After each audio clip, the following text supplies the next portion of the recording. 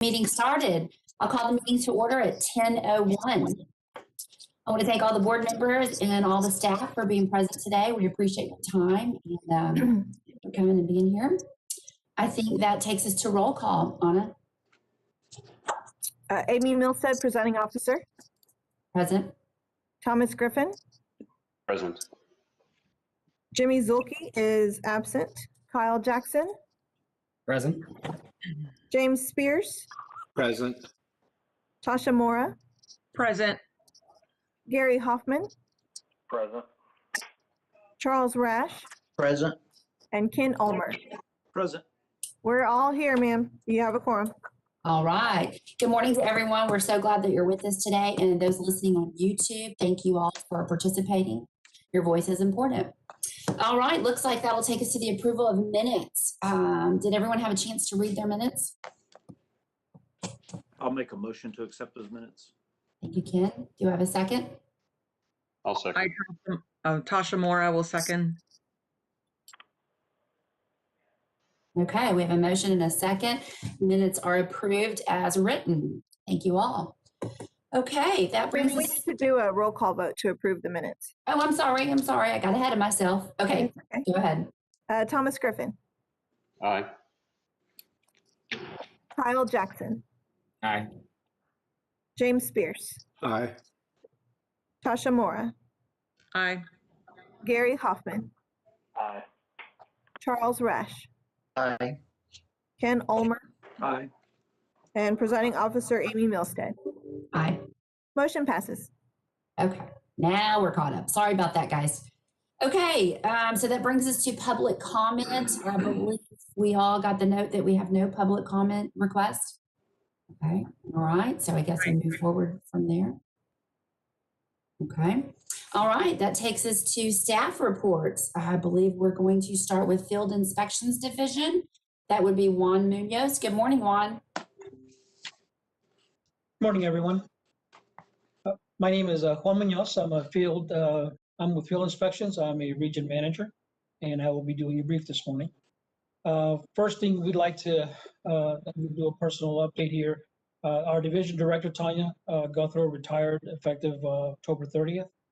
Tanya began her career with TDLR 36 years ago as part of a part-time employee while attending the University of Texas here in Austin. Since then, Tanya has moved up the ranks with the agency. She leaves behind a legacy of great leadership, quiet strength, passion, and a wealth of knowledge within the entire agency. So we'd like to congratulate her, and we will miss her. We also have a promotion. Inspector Ramon Rodriguez accepted the position of Inspector 5 for the East region, and that was effective November 1st. So we want to congratulate Ramon for that. Next, what I have here is the statistics currently for the month for this quarter. What you'll see there is we did 30 for September, and I did have an update on the inspection numbers since this report was due before we ran our performance measures. I do have an update on the inspections for October and November. In October, we did inspect 58 VSFs. And so far for the month of November, we have inspected 32 VSFs. So there's a couple updates there. And moving next to our next. I'm sorry, I thought that was a question.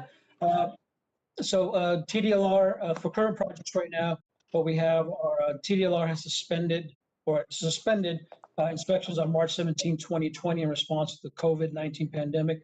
After distributing personal protective equipment and providing safety training to field staff, inspectors began to perform limited on-site inspections in June 2020. Not only are we operating under restrictions due to health and safety concerns, but we have a limited travel budget. In response to these concerns, we have successfully implemented a virtual inspection process for some barber and cosmetology inspections, and we are finalizing procedures to perform virtual vehicle storage facility inspections. We do expect to finalize and implement the virtual inspection process for some vehicle storage facilities in the near future. This concludes our report. Are there any questions I can answer for you? Any questions for Mr. Juan? Okay, I have just two, and you may have gone over this, and I do apologize. The limited travel budget, is that due to the COVID that we're dealing with, or is there some other reason? Right, there's that was an agency request that I believe with all the divisions that we kind of monitor our budget. We do have a pretty big travel budget normally, so we did limit ourselves to travel based on the recommendation from the executive. Okay, for COVID or? Yeah, it was COVID. Yes, it was COVID, all COVID related. Yes, ma'am. Okay, perfect. And then I know you're talking about virtual inspections and you're talking about future ones for storage lots. How about towing? Do you see those going to virtual as well? Well, currently we're not necessarily doing tow inspections on a regular basis. We haven't discussed that particular piece. We're still in the testing mode or gathering information mode for our VSFs. Once we identify how that's going to work, and there are several issues that we have with the virtual for VSFs. Until we identify and fix those, we won't be addressing the tows yet. The tow companies are a little more difficult. These are not all one location. That was my concern. Okay. Chair I Milstead? do, Ken Ulmer here, and I do have just a couple of questions if you don't Yes, sir. mind. No, sir. And I know you haven't finalized everything on the virtual inspections for the vehicle storage facilities. One of the things as the TTSA chairman that I found is a lot of those storage facilities are very, very small operators and very minimal technology experience. Yes, sir. Are we taking that into account so that we can be sure that they're capable and have someone available? You know, we deal with a lot of these vehicle storage facilities that'll bring in a daughter or a granddaughter or something to help them with some of this technological stuff. And it seems like they struggle sometimes. So I want to make sure we're, addressing that issue so that they can handle meeting your expectations. Yes, sir. And so we take that into consideration. That is part of our assessment of whether or not this is a possibility to continue with this process. We've currently done roughly 25 virtual inspections. Some of those have just been mocked to kind of test exactly the kind of issues that you're addressing. Sometimes it's a location based where there's limited connectivity even through the cellular service that they may be using or through Wi-Fi potentially. So we have taken all of those things into consideration, and what we're continuing to address the pros and the cons of doing the virtual and identifying all the issues and concerns that we identify as we continue with these virtual inspections. So it's an ongoing process, and we're trying to be very deliberate to ensure that this is going to be a quality inspection that addresses all the requirements for inspections, and at the same time that we don't interrupt the normal daily operations of VSF as well. Great. And I envision they would take photos of their signs and things like that to upload to you so you could see them.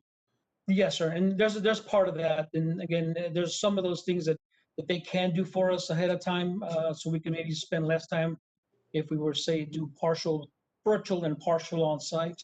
So we've taken some of that where we may do some kind of a hybrid, so to speak, inspection to eliminate the amount of time we spend there. So yeah, we've considered all of them. We've done different ways of sharing information, communicating and sending documents to each other, and we're addressing all those pros and cons to that. Great. Let me say I commend you, and I welcome the opportunity to move into the future with things like this. Thanks. Thank you, sir. We have a great team of folks that are working on that. Presiding Officer Milstead. This is David Gonzalez, Deputy Executive Director of Licensing Services. I just wanted to assist Mr. Munoz. We also were challenged with the budget crunch because of COVID-19, and we had to have a 5% budget cut across the board. So that did affect some of our travel budget, along with some of our other positions that host some of our programs. So I just want to make sure it's not just decisions made arbitrarily for TOED program. It actually had to do with some of the budget cuts in COVID-19.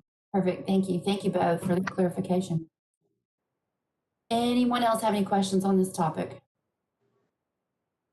Okay, well, we definitely want to congratulate Tanya Guthrow. I know she's been a wealth of knowledge for the industry, and congratulate her, but also let her know we're going to miss her tremendously. We welcome the new leadership and congratulations to Ramon. I know he'll be an asset to work with as well. So thank you, Juan. We appreciate your time this morning. Okay, that takes us to RPM. Todd Forrester, you're up, sir.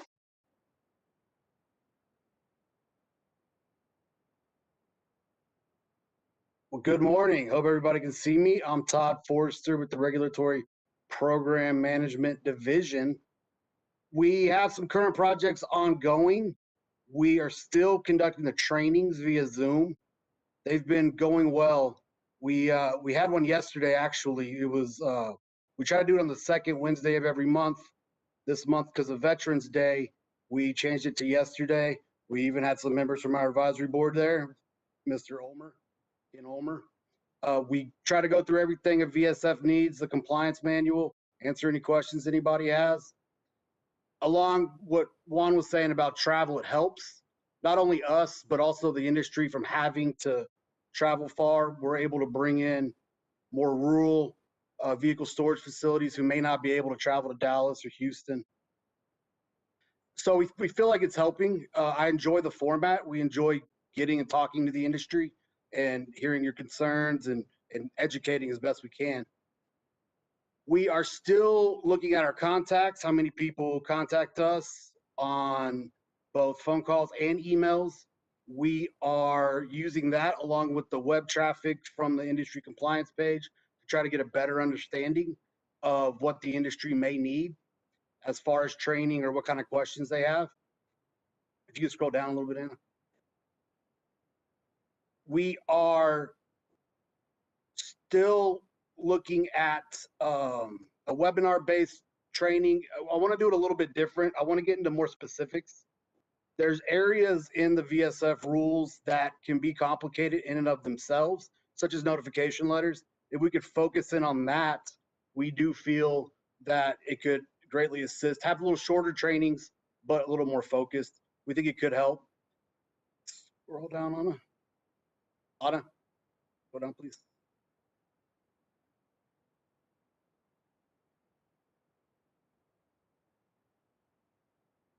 We keep going. We are also looking at revamping our FAQs, our frequently asked questions.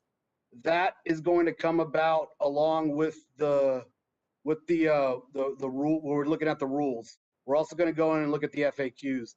That's going to provide us an opportunity to better explain our position on certain topics.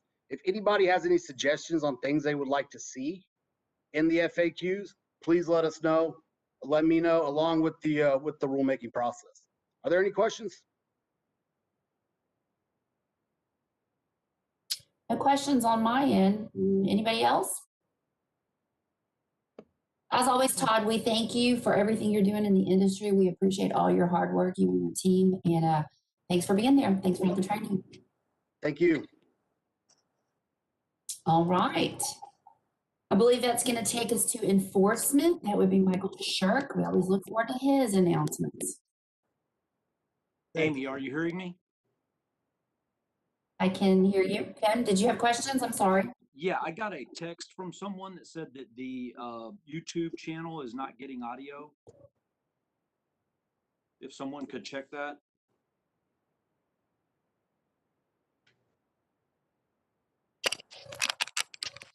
Okay, Anna, I guess that's taking care of behind the scenes.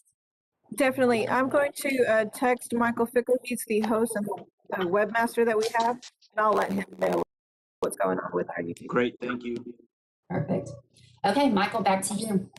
Thank you. Let me dive into this. There's quite a lot of materials. The numbers and statistics that you're going to be looking at are for the combined fiscal year 2020, which of course runs from September 1st, 2019 to August 1st, 2020. The first is the personnel updates, and you'll just note that Jackie Revilla has been promoted to prosecution legal assistant manager. Jackie has been here longer than I have, and it's been a joy working with her, seeing her rise through the ranks, getting her stripes, you might say. She previously worked as a legal assistant when I got to work with her, and then as a senior legal assistant legal assistance supervisor on the enforcement division, and it's great having her now in the position that Daryl Kuntz used to occupy. I know it's not listed here, but I did want to make all of you aware that I'm also going to be retiring. This is my last advisory board meeting, and I did want to share what an honor it has been to work with all of you, and just remind you of what an incredible staff you have here at TDLR, especially in the towing and VSF section. I've seen it become a much more efficient, effective, and analytical program than when I started here 5 years ago. And it's something you can all be proud of, the work that we do here at TOW VSF. So moving on to the statistics. These are enforcement performance measures and key statistics for the TOW program. They speak for themselves. You see that we opened close to 1,800 cases in the fiscal year. We closed 1,600. So we're beginning to narrow the gap between the cases that come in, the cases we work, and the cases we're able to close. We're still at about 200 days for the average length of closing a tow case. The VSF cases are a little bit faster just because it's easier to find people, locate documents, and acquire whatever information is necessary from the inspectors, the investigators, and the prosecutors to make swifter decisions and take quicker action. You see what we have at the very bottom of those statistics is something called cases pending. Cases pending are the total number of cases that are open right now. They may be with an investigator or a prosecutor. However, no formal action has been taken on them, such as the issuance of a notice of alleged violation or default order. It's just the total number of cases that now are awaiting formal action by a prosecutor. What's interesting, I think, in the pie charts at the bottom of the page is if you look at TOW and VSF, the complaints are primarily, overwhelmingly driven by consumers, almost 3/4 of them, whereas in the average TDLR pie chart, it's less, not significantly less, but I think that reflects well on our ability to get complaints filed quickly and efficiently from TOW and VSF. Well, let's say vehicle operators or vehicle owners, get them into our system through our online complaint system and move them. The second largest component for TOW is a criminal history, where licenses are either revoked or denied because of criminal history. And one of the cases I'll be talking about is a criminal history case to make you more familiar with how that process works. And then, of course, the department is allowed to open and investigate cases where it itself has received information showing that a violation of the laws within our jurisdiction has taken place. And that changes. You can see a lot of those are from VSFs. That's, I think, a reflection of we have investigators who go and find the violations and then write up a report and forward it to prosecution. It's interesting, the case outcomes, we're still getting a good number of commission orders where cases go through the formal adversarial proceedings over at the State Office of Administrative Hearings. An administrative law judge makes a recommendation, and then the recommendation from the administrative law judge is taken to the full commission, and they vote on whether to adopt it, reject it, or adopt it with some modifications. So the commission is getting a fair number of cases from TOW VSF. The default orders are simply cases in which we have issued a notice of alleged violation. We request the respondent, whether it's a tow truck driver, a tow truck company, a VSF employee, or VSF, to reply, tell us why our accusations or alleged violations are factually inaccurate.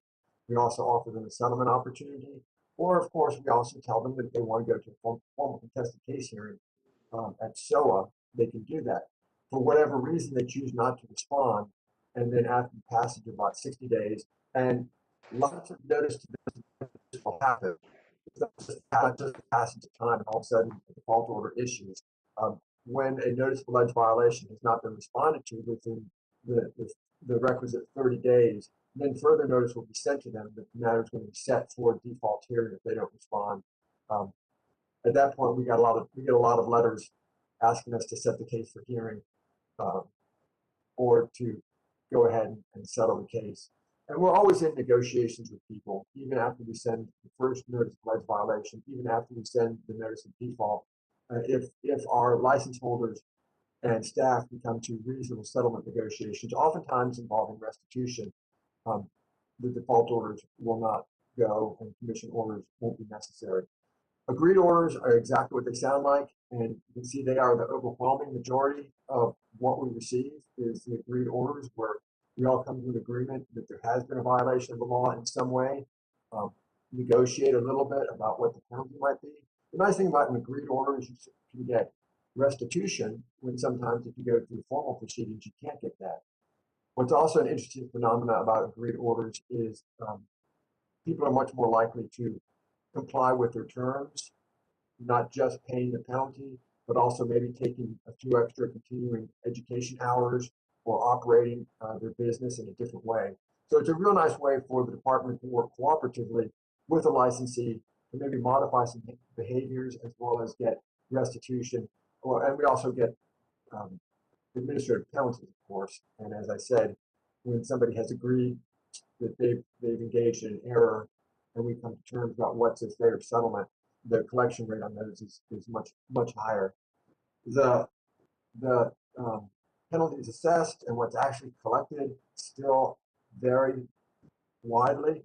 We have different collection mechanisms, from referring cases to the Office of the Attorney General for collections, to us opening brand new cases against the respondents, going through the contested case hearing and revoking their license. Because when an order is issued, whether it's through a commission order, an agreed order, or a default order, the failure to comply is a violation of the order of the executive director, which is grounds for revocation of a license. And so those are three of the mechanisms that we have for trying to collect the penalties that we assess. In, I would say, maybe 15% of the cases, the people just go out of business. And at that point, we put an enforcement hold either on their individual license or on their company license, which prevents them from re-entering the business unless they square things up with us and pay whatever penalty has been assessed.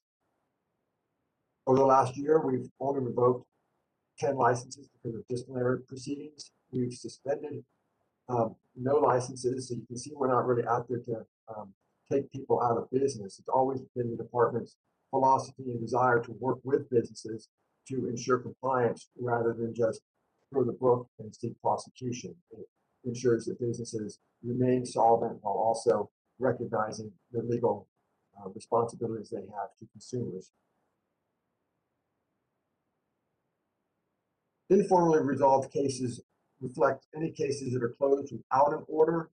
Those include insufficient evidence. We get a lot of those where people are mad, they file a complaint with us, and there's not evidence to support the allegations they make.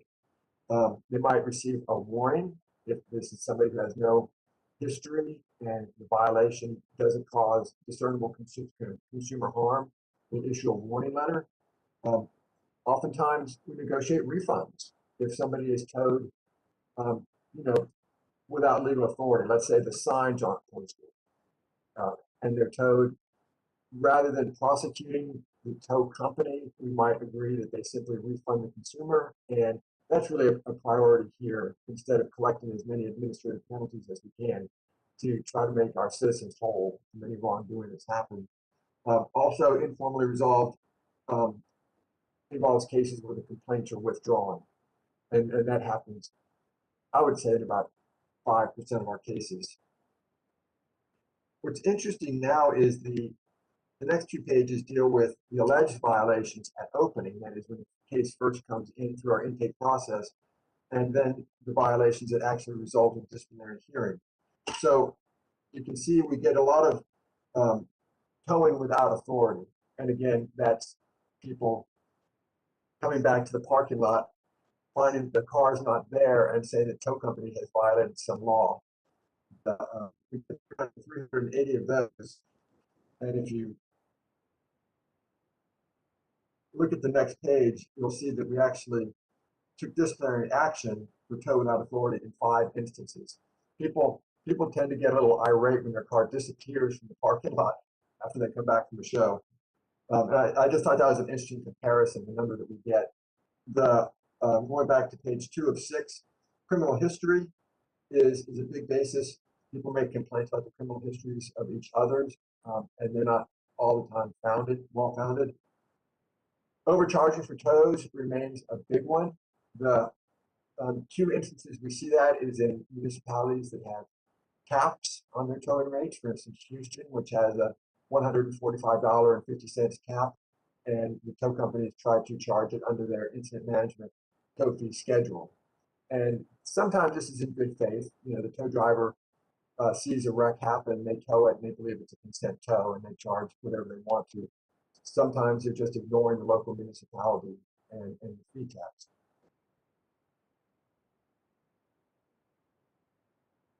I think one of the most alarming statistics here is the number of unsafe and incompetent tows that happen.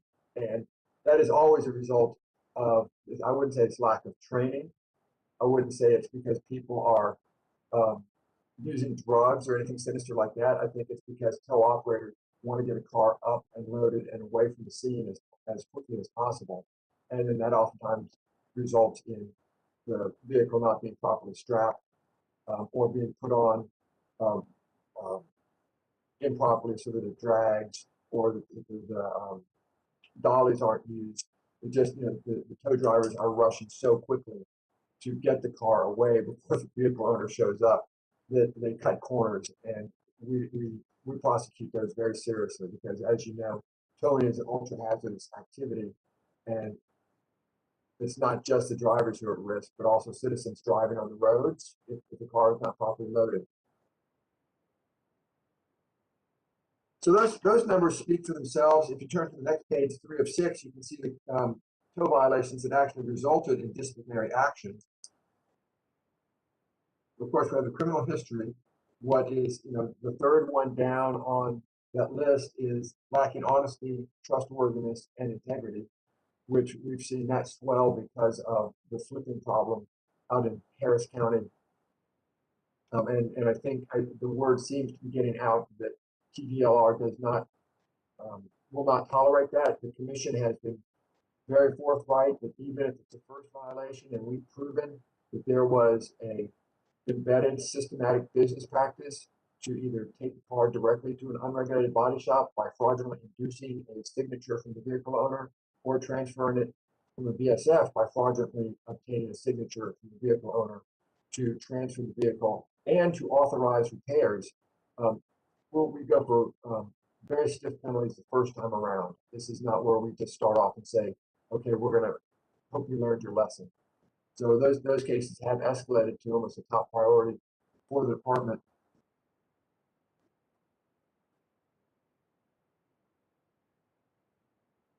I think those numbers they remain pretty consistent through the years, and they speak for themselves. I'm going to move now to the alleged violations for vehicle storage facilities. And again, the biggest one is failure to timely mail notice. A lot of times what happens is notice is sent to the vehicle owner, and the vehicle owner may or may not be at the same address, but we do carefully make sure that this information is timely sent to the vehicle owner, vehicle operator. And it's you know, one of the most important safeguards that our consumers have is to know where their vehicle is, how to recover it, you know, what hours, and also the first and second notice letter contain important information about vehicle owner rights, so that if you believe that the tow was illegal or overcharged, you can begin the whole process of going to the JP court and trying to get a refund. Unauthorized fees continue to be a problem where people slip in charges. In fact, one of them is in the case summaries that I've provided. What we see sometimes is a person will come in with let's say a BSF 11 form to release the car, and the vehicle storage facility will charge $5 for notary fee, or they'll charge some money to jumpstart the car if the battery is dead. You know, what we have is a very specific list of what a VSF can charge for, and everything else is prohibited.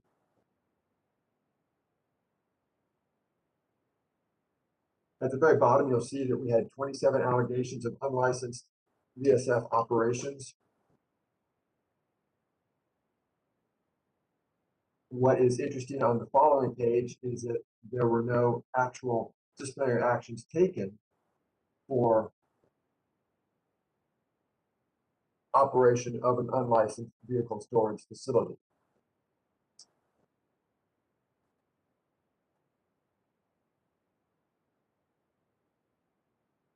So I think if you have questions about those specific numbers, we can go back to those after I finish this case summary.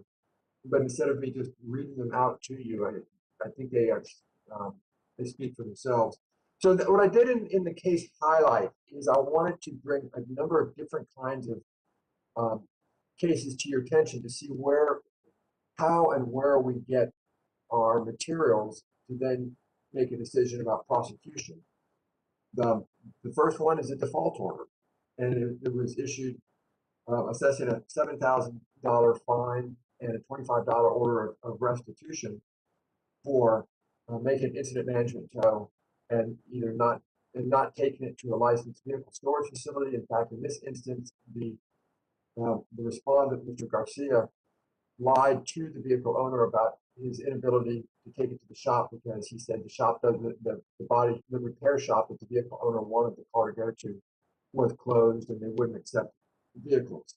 Along with that $5,000 administrative penalty for flipping the vehicle, that is taking it to an unregulated body shop through fraud and dishonesty levied against the vehicle owner.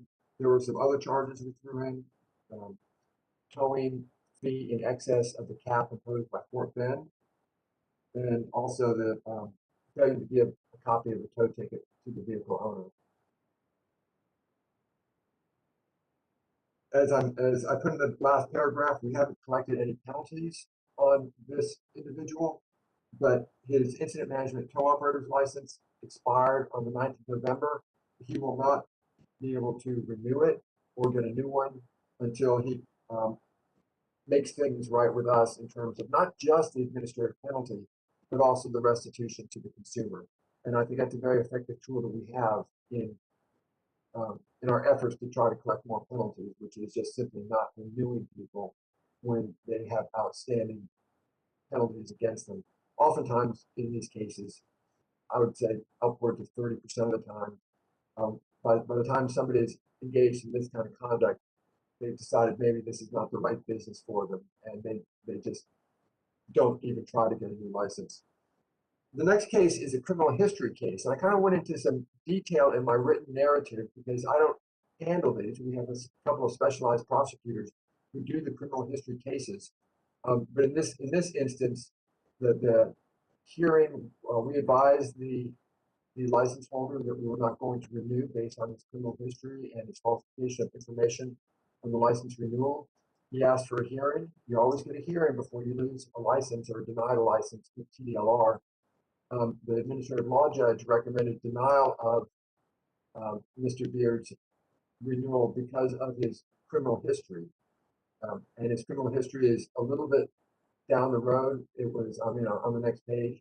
In 2017, he pled guilty and was in fact convicted of the misdemeanor offense of theft of property, which is theft of property between $750 and $2,500. Was this the nature of the property that he stole orange strobe lights from 2 vehicles while he was operating his tow truck? In addition, when his renewal application was being reviewed, on numerous occasions it was requested of him to explain why he had no criminal history on his application, and he never responded. Now, the department for every program has got what we call guidelines for licensed applicants with criminal convictions, and they vary based on the license type which is held. They generally consist of crimes that are directly related to the occupations regulated by the commission. For tow operators, crimes against property are in those guidelines, giving us authority and jurisdiction to deny a license.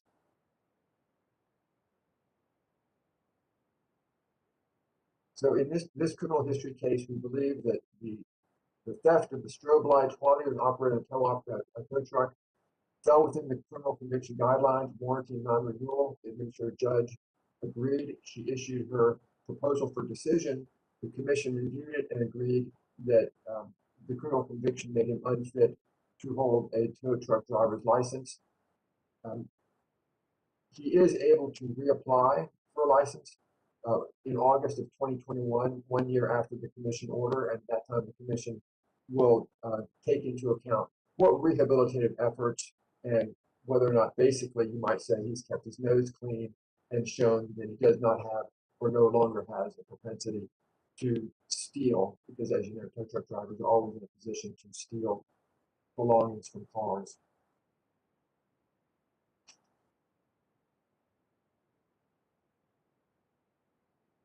The next case involves a VSF, which charged an administrative, a $13.60 administrative penalty.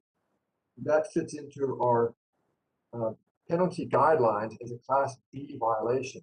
And so the penalty that came out of that was $750 for overcharging $13.50. And I will just share with you that the cost of doing business honestly must always be less than the cost of doing business dishonestly. In our prosecutions, we serve two functions. One is specific deterrence to make sure that that individual does not do that conduct again, but general deterrence to send a message to the industry that unsophisticated, unknowledgeable consumers who are in a hurry to get their car back and have no knowledge of vehicle storage facility laws will simply not be cheated. And if they are cheated, there's significant penalties that will be imposed. This penalty was, by the way, paid in full. The next case comes to us. It's one of those ones we looked at earlier as department generated. This case came from a periodic department inspection. And I know I only deal with inspectors maybe 15% of the time, and I don't think they get enough credit for what happens at TDLR, going around and doing the dirty work of making sure that VSFs and tow companies are in compliance with their periodic inspections.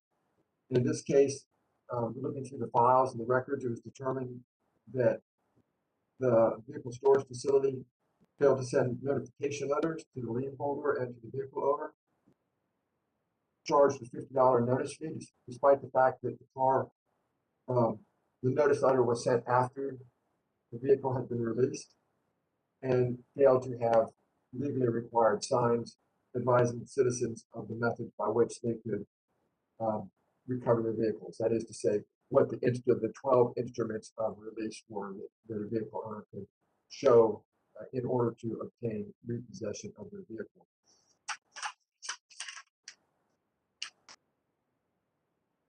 And then the last case is also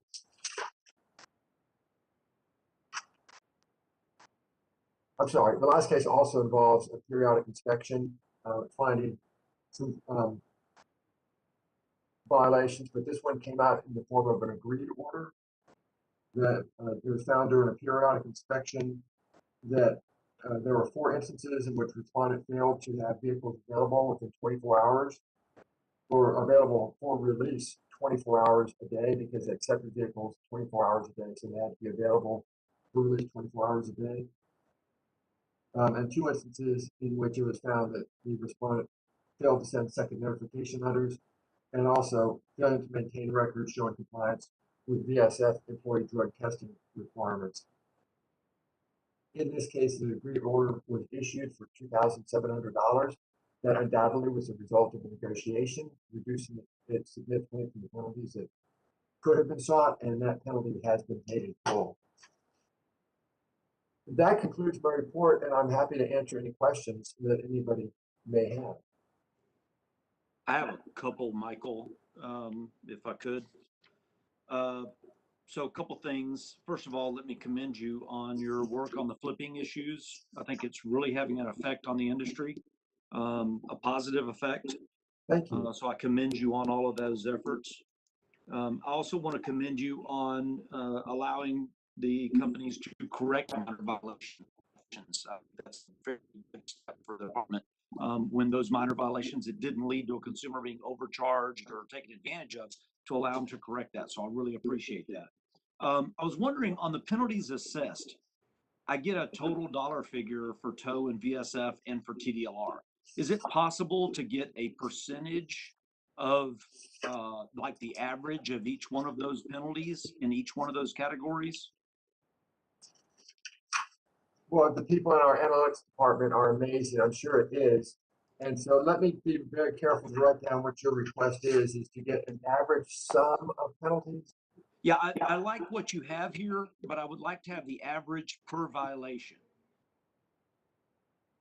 for tow, VSF, and TDLR as a whole. And my goal here, as you're aware, as a representative of the industry, I just want to make sure that our violations are in line with other violations or penalties charged and assessed are in line with what TDLR does with other groups and entities. Because that's really important to the industry. The industry constantly asks us questions and suggests that they are, in my training classes and meetings that we have, they suggest that we're penalized heavier than other industries. And I'd just like to have some documentation to say, no, we're not, or, this is the reason, to have some backup to when I get that answer, TDLR takes advantage of us or overcharges us on violations and penalties. I'd just like to have some data there to say, well, these are the numbers. I mean, they speak for themselves. And I'll definitely put that in my notes from this meeting. I'll point out that, and I think some of the members of the advisory board participated in the rewrite of the penalty matrix for the enforcement plan for tow VSF. And, Yes. and we had heard for a long time the same complaint, that it was inequitable and overburdensome compared to other programs. And really, staff really took that into account and reduced, I would say, at least 50% of the violations to lower penalties. We had very, very good discussions in the work group about what the appropriate penalty class would be, and then submitted it to the commission. So I think that that's something we've heard before and we've tried to address. I like your idea about trying to get the specific number for each one.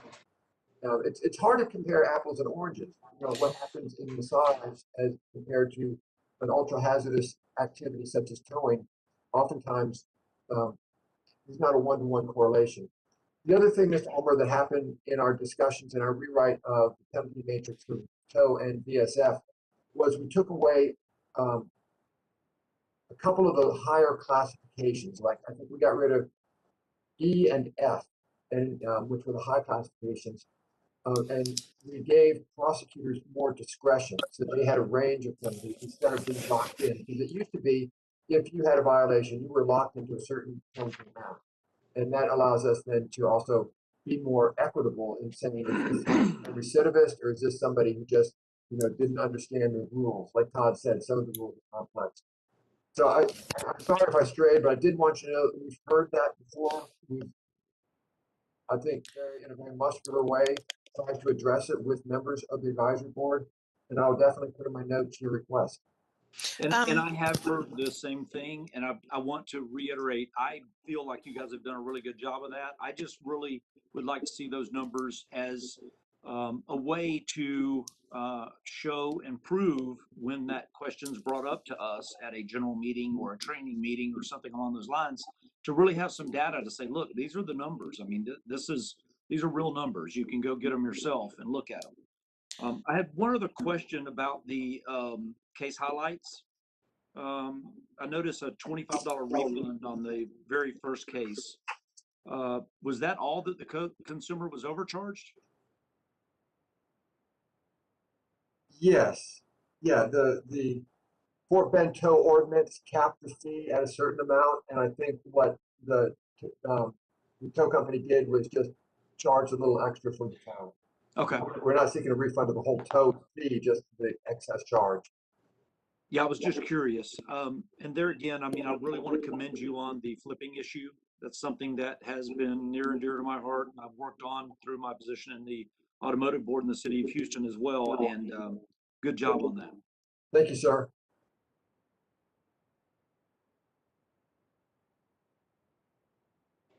Excellent questions, Ken. Thank you. Any more questions from the board for Mr. Shirk?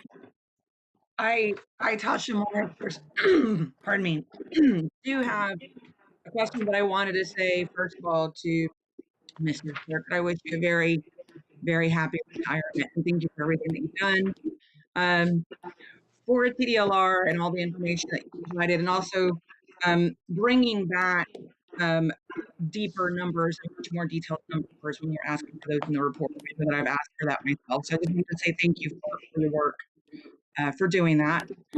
The report that you brought today really does show that we were heard at the last meeting where we wanted more detailed information. And so I am still going back to the informally resolved. And what I think I heard, and just I want to make sure I'm clear, is under informally resolved, that would be cases where there perhaps there's no evidence of a violation, there's not sufficient evidence of a violation. Perhaps a warning letter was issued, negotiated refund, or a complaint had been withdrawn. That's exactly right. Perfect. Okay.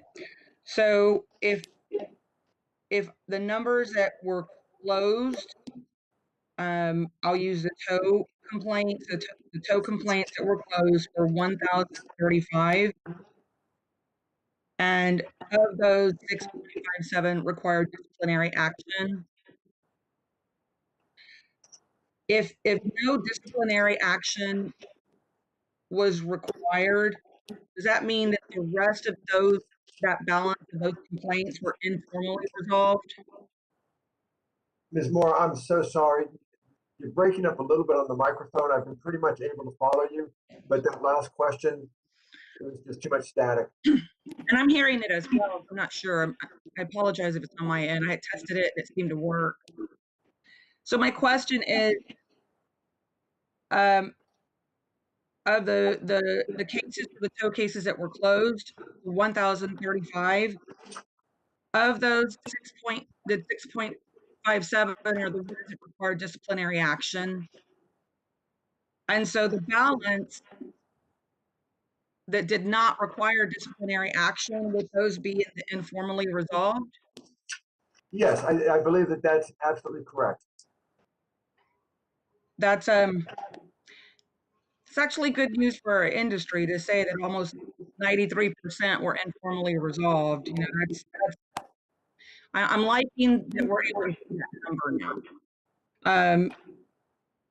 I'm curious as to how many, and perhaps this might be reports to come after your retirement, Mr. Shirk, but how many of the informally resolved were actually cases where there was no, or there was insufficient or not enough evidence to prove that there was a violation? How many informally resolved arose out of insufficient evidence findings? Right. It's kind of what is that breakdown of those numbers?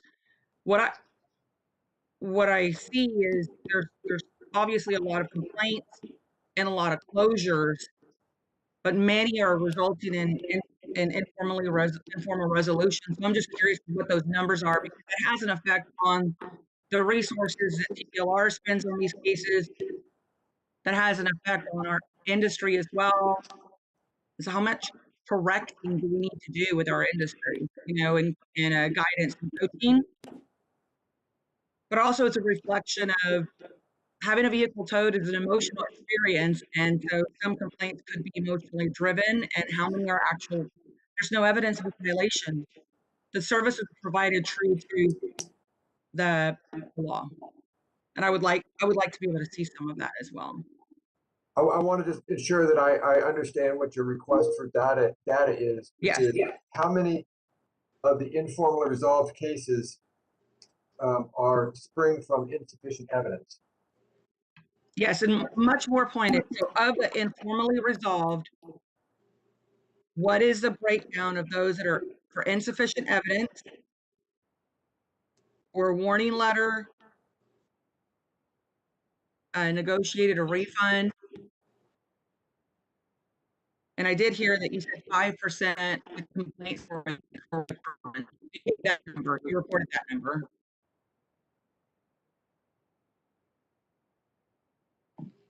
Ms. Moore, thank you for the compliment about the detail of this report. I will tell you, I had very little input on it. It's our people in analytics who do this, Chris Russi and others who are simply amazing. I just try the cases. That's the easy work. And I will make sure that my notes reflect that you've sought to learn of the informally resolved cases. How many of Yeah. them are informally resolved because of insufficient evidence, a warning, a negotiated refund? And I just got from Chris Russi, I told you he was amazing, a text that said 513 of those cases were closed for insufficient evidence. So I think you'll probably see those numbers on the next report. Probably, and I appreciate that. So everyone who's working on that, thank you. Thank you all very much. Yes. Tasha, that's something that as well I was concerned about too.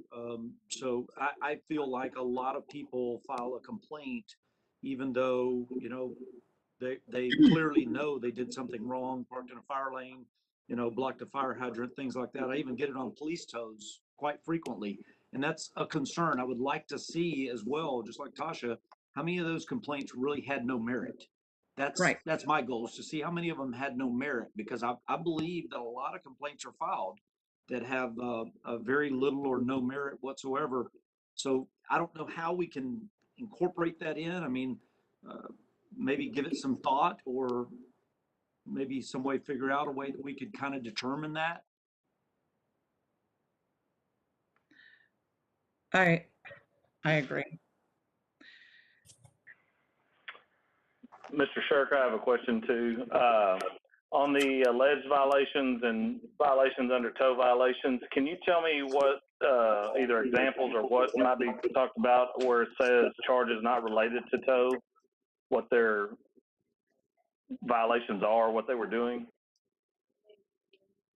Let's see, what would they be doing if they did something not related to a tow? They may have charged fees that they didn't incur. They may have, you know, in order to charge fees for a tow, it has to be directly related. The conduct has to be directly related to the tow. We just had a case recently where the incident management non-consent tow fee schedule had lots of activities not related to tows, such as the hour of the day when the tow took place. The tows cost a different amount. There might be foul weather fees. There might be fees for the need to do a hookup. When we consider a hookup to be part of the tow, then it shouldn't be a separate fee. So oftentimes what you find is on the non-consent tow fee schedule, people slipping things in that aren't related to the tow. You know, aren't directly, and that's one of the. I'll be honest with you, that's one of the very gray areas in the tow VSF regulations. Is what does related to the tow mean? But generally, you know, if everything is reasonable and necessary for the tow, but we do see instances where people try to bill for activity that's not directly related to tow. And again, that might be after hours fee. It might be, we've had instances in the past where we actually had bad attitude fees. There might be catering fees, where food is brought to the site. But if it's reasonable and necessary and related to the tow and or the cleanup of the cargo, we're not going to prosecute that. Okay, very good. The reason I was asking, this may or may not be related to it, and I don't know if you have the answer that I'm looking for on this. I had a customer of mine reach out to me just this past week. He was a couple of counties over, and the sheriff pulled him over. They were driving a heavy haul load, and it doesn't happen. I mean, the loads are out there, but it doesn't happen very often. But the guy hauling the heavy haul load clipped the power line and broke a power pole and didn't realize that he broke it. He drove to the outskirts of town and parked it in an auction barn parking lot. The sheriff and 8 other deputies and city police showed up. They actually arrested him for fleeing the scene of an accident. So they called the company to impound this heavy haul load, oversized load, and the tow company drove it in, which happens on occasion at the request of the police. They separated the load at their location and parked the tractor inside, left the trailer and the load outside. They didn't actually tow the vehicle, and I think the customer has called in a complaint, but I'm sure nothing's happened with it this quick yet. How does TDLR view that when the tow company doesn't actually tow the vehicle and they charged $7,700 for basically driving in a tractor and trailer? So it's outrageous fees anyway, but I know they're in an unregulated area, so Hi, Michael. Michael, this is Elizabeth, Salina Strip Manor. If I can jump in, I think that this may go into a possible complaint, and we probably should stay away from commenting directly on a possible complaint. okay. So say, for instance, my tow company had the same scenario. Are you allowed to charge for driving the vehicle in, or do we look at that as, how does TDLR view that? Should there be any charges, or there's no tow charges since the vehicle is not actually towed in? Well, no, you can't charge tow fees if you don't tow the vehicle, which means mechanically strap it to a tow truck and move it. What you're saying is that they just got in the tractor and drove it? At the direction of the county sheriff, correct. The sheriff told them to impound it, and this is like a 180,000 pound load. There's no way to. Well, Mr. Hoffman, I'm sorry, Mary Winston to the LR. Very good questions, and Michael is giving you very good answers. However, we are going to kind of cut this discussion a little short because for a couple of reasons. One of the reasons is we have to give notice of what we're going to discuss, and we have case highlights of cases that are within the report, so forth and so on. There's some interesting scenarios that you've brought up, and the complaint that you've told us about is relatively new, and we wouldn't have any information on it right now, nor would it be discussed during the advisory board meeting. But if you have some specific questions, you can, of course, send those to advisory.boards. We'll see what we can do about that. But we just don't want to stray so far off. No, Yeah, okay. So, yeah, and you're in good hands. You're in good hands. You're in good hands. Right, okay. thank you all very much. hey, congratulations on your retirement. Thank you. Okay, I think that is all the questions that we're going to take today. Again, Michael, we thank you for everything you've done in the industry. I know you're going to be terribly missed, but we welcome Jackie. I know that she's going to be an asset to the department or to the group as well. I can't thank the board members enough for their questions. It's so nice to see active new board members and the collaboration that we have. You guys are great asking all the questions that I know some of us are thinking and we hadn't worded it or hadn't got it out yet. So thank you guys for that and all your input. Okay, and a question that I have, and this is probably for staff more so, when was the last time we reviewed the penalty matrix? And is it time to start looking at that again? I know I was involved in that in the past, and that's always something that's near and dear to our wallets. So Mary Winston here, TDLR. I am not sure. We can look back on the last penalty matrix review. We know we have legislative session coming up, and when changes like that occur, if changes occur, we typically have a review after that time. So we'll look and make sure when the last one was. We kind of do it pretty often in this program for obvious reasons, and we have tried to clean up, make more fair. We've eliminated different levels of ENF. So, Michael, I don't know if you have the date of the last review, but I know with legislative session pending, it would be after that time. I believe, Mary, this is Elizabeth. I believe the most recent review was in 2018. Okay, so this would be right on time, so to speak, after session. So, and Elizabeth would be as the general counsel for this program, she's going to be up on when that was. So yeah, definitely after. It may be timely, and we do have new members, Presiding Officer Milstead. So this would be a great deep dive for them to kind of see how that whole process works and the value of their membership in the advisory board for that. So after session. Excellent. Thank you, ladies, for that. That's great. Yeah, that's very important, and I look forward to that. We'll keep it on our radar for sure. Okay, I guess the next report we have is education and examination. Michael Strawn, I believe, is with us for that today. Good morning, members. My name is Michael Strawn. I'm one of the managers for the Education and Examination Division. Here to give you our statistics for this current reporting period. If you'll see that in September, we had 2 continuing education courses that were approved. That seems to be in line with our monthly totals that we average every year. So pretty much on par there.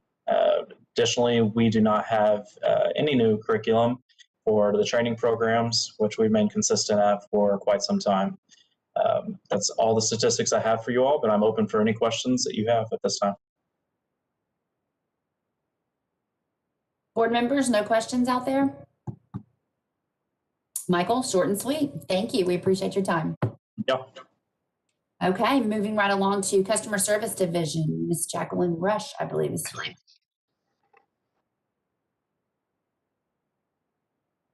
Hi, good morning, board members.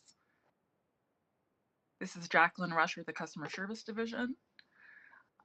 You've got the statistics for fiscal year 2020 and September of this year in front of you in terms of how many calls and emails we've received for your industry. If you look closely at the numbers, you'll see that there is a dip in the emails that we received that started in February and then more so in March to the present. That is because we have programmed emails that come in with attachments to go straight to the licensing team so that they aren't bottlenecked in customer service. Other than that, the phone calls, even through the COVID period, seem to fluctuate somewhat, but the calls that we receive tend to be about getting application instructions for new tow companies, for the operator license, folks checking on status to see what they might be missing on their application.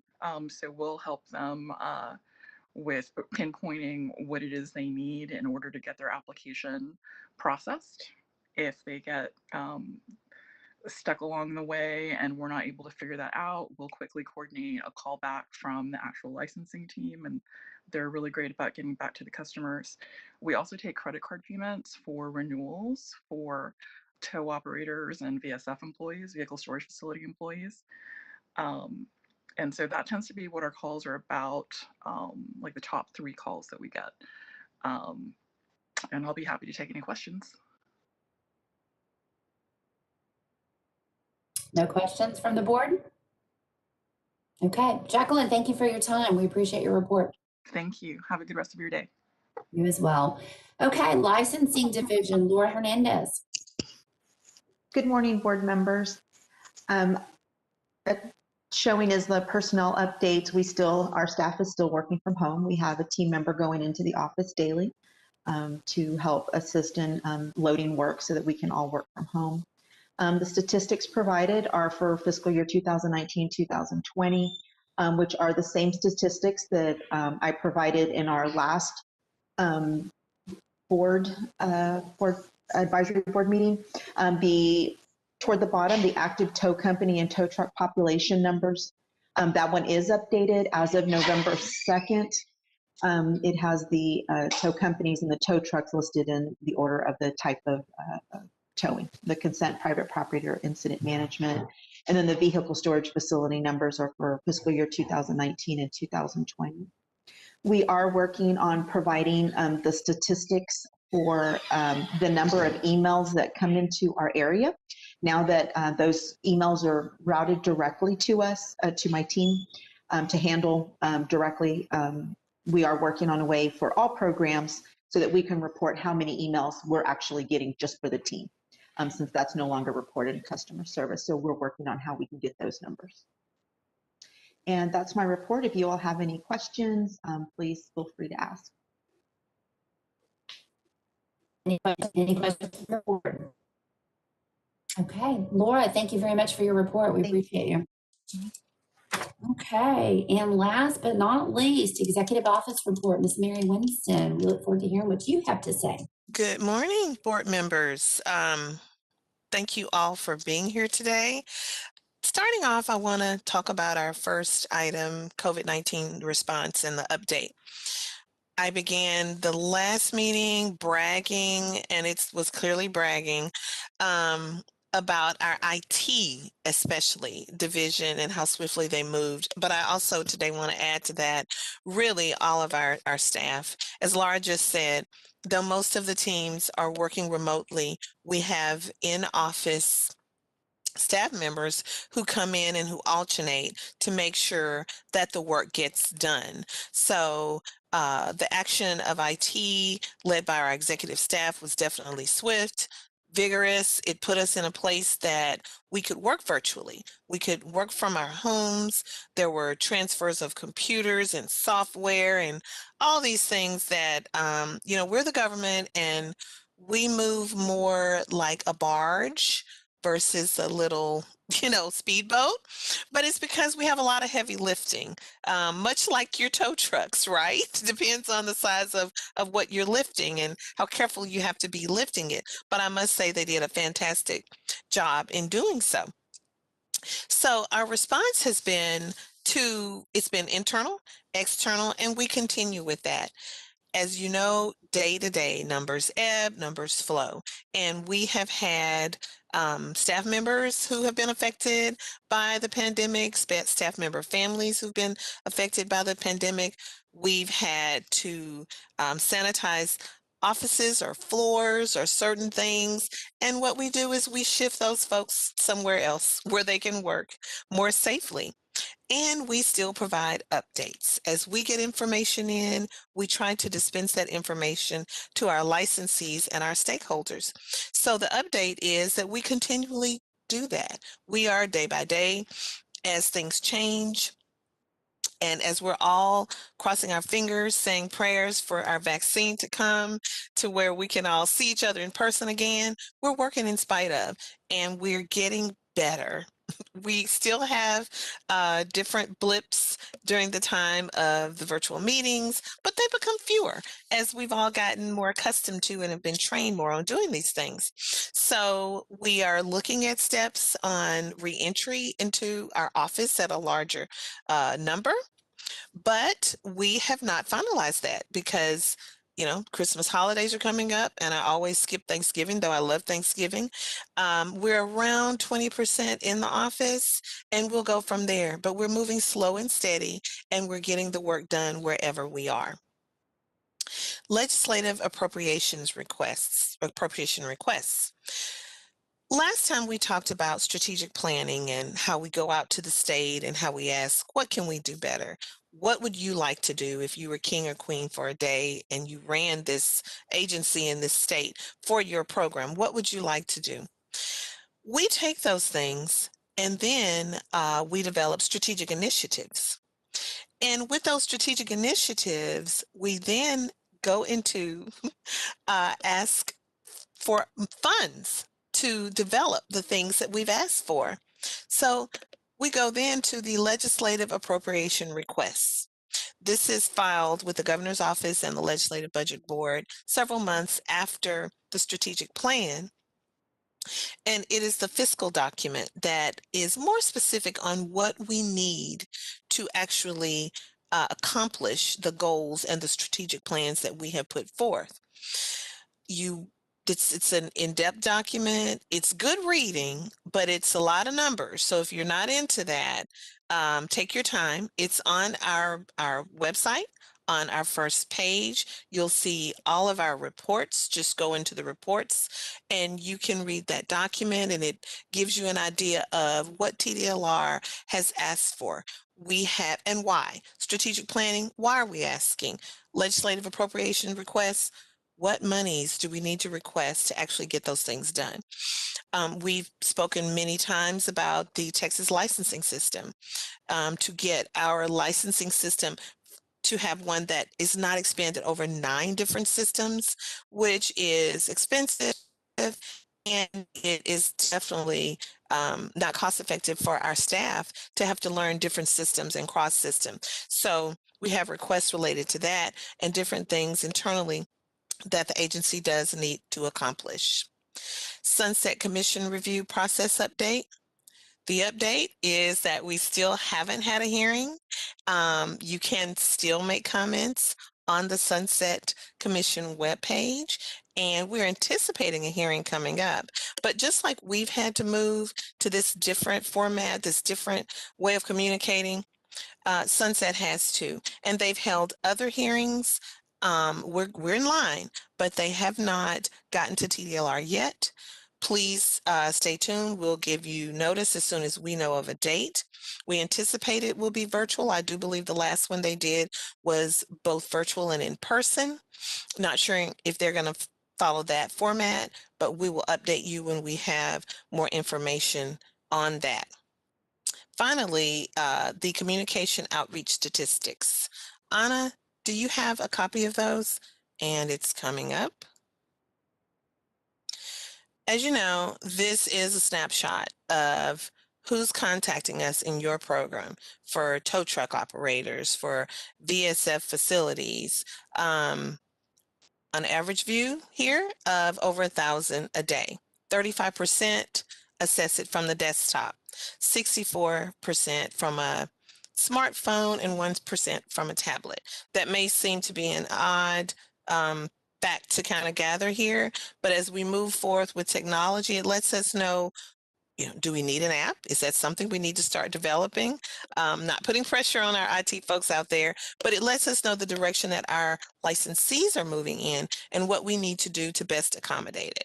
Top reasons for visiting the site: consumer information about towing, how to apply for a tow operator license, vehicle towing and booting law, towing administrative rules, and vehicle storage facility administrative rules. So just that knowledge base of what they're looking for, and pretty standard.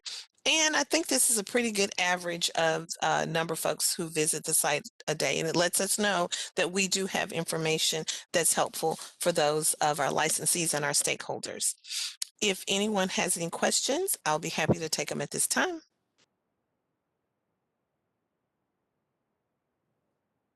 An app would be so exciting. That sounds wonderful. I probably shouldn't have said that, but we can wish, right? We can wish. Yeah. It is nice to see them visiting the site, and y'all over the years have made it easier for people to go to and find what they need to. So that's wonderful for our industry. I know we all can use that. We appreciate that. I do No have questions? one question, Mary, and I'm not sure if I'm directing it at the right place. As a VSF that has multiple towing companies that store vehicles with me, I'm constantly going to the site to determine and verify that their TDLR is up to date. And one of the things that I notice is when I go to the actual company, I can type in their TDLR number, I can pull up their certificate, but it doesn't tell me, it just says active. It doesn't tell me when it expires.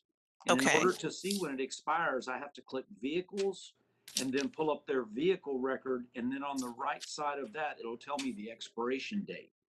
So is it possible, a lot of people don't realize to do that. They don't see that little tab at the bottom that says vehicles, insurance, and all those types of things. I think those are good tabs because it tells me a history, if they've renewed it or something like that. But would it be possible for us to be able to print a actual, like their certificate of registration would tell an expiration date? And that way we would be able to just have that document to know that that company is up to date. Mr. Omer, that is a question that I will ask our IT folks. Even the question about the number of clicks, because a lot of times the end user wants as fewer as clicks as possible, right? But as you've said, it's all good information. So I have written this question down, and then we, of course, have this live video that will be recorded. Let me see. Let me get back to you. I'm not sure, but I can definitely look into that. I do see the need.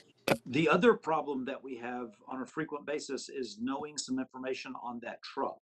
So I'll have a towing company come to me that has 10 trucks, And even if I print up the vehicle record, it doesn't give me enough truck information to compare Oh, it okay. to the truck that I'm trying to verify that they have licensed.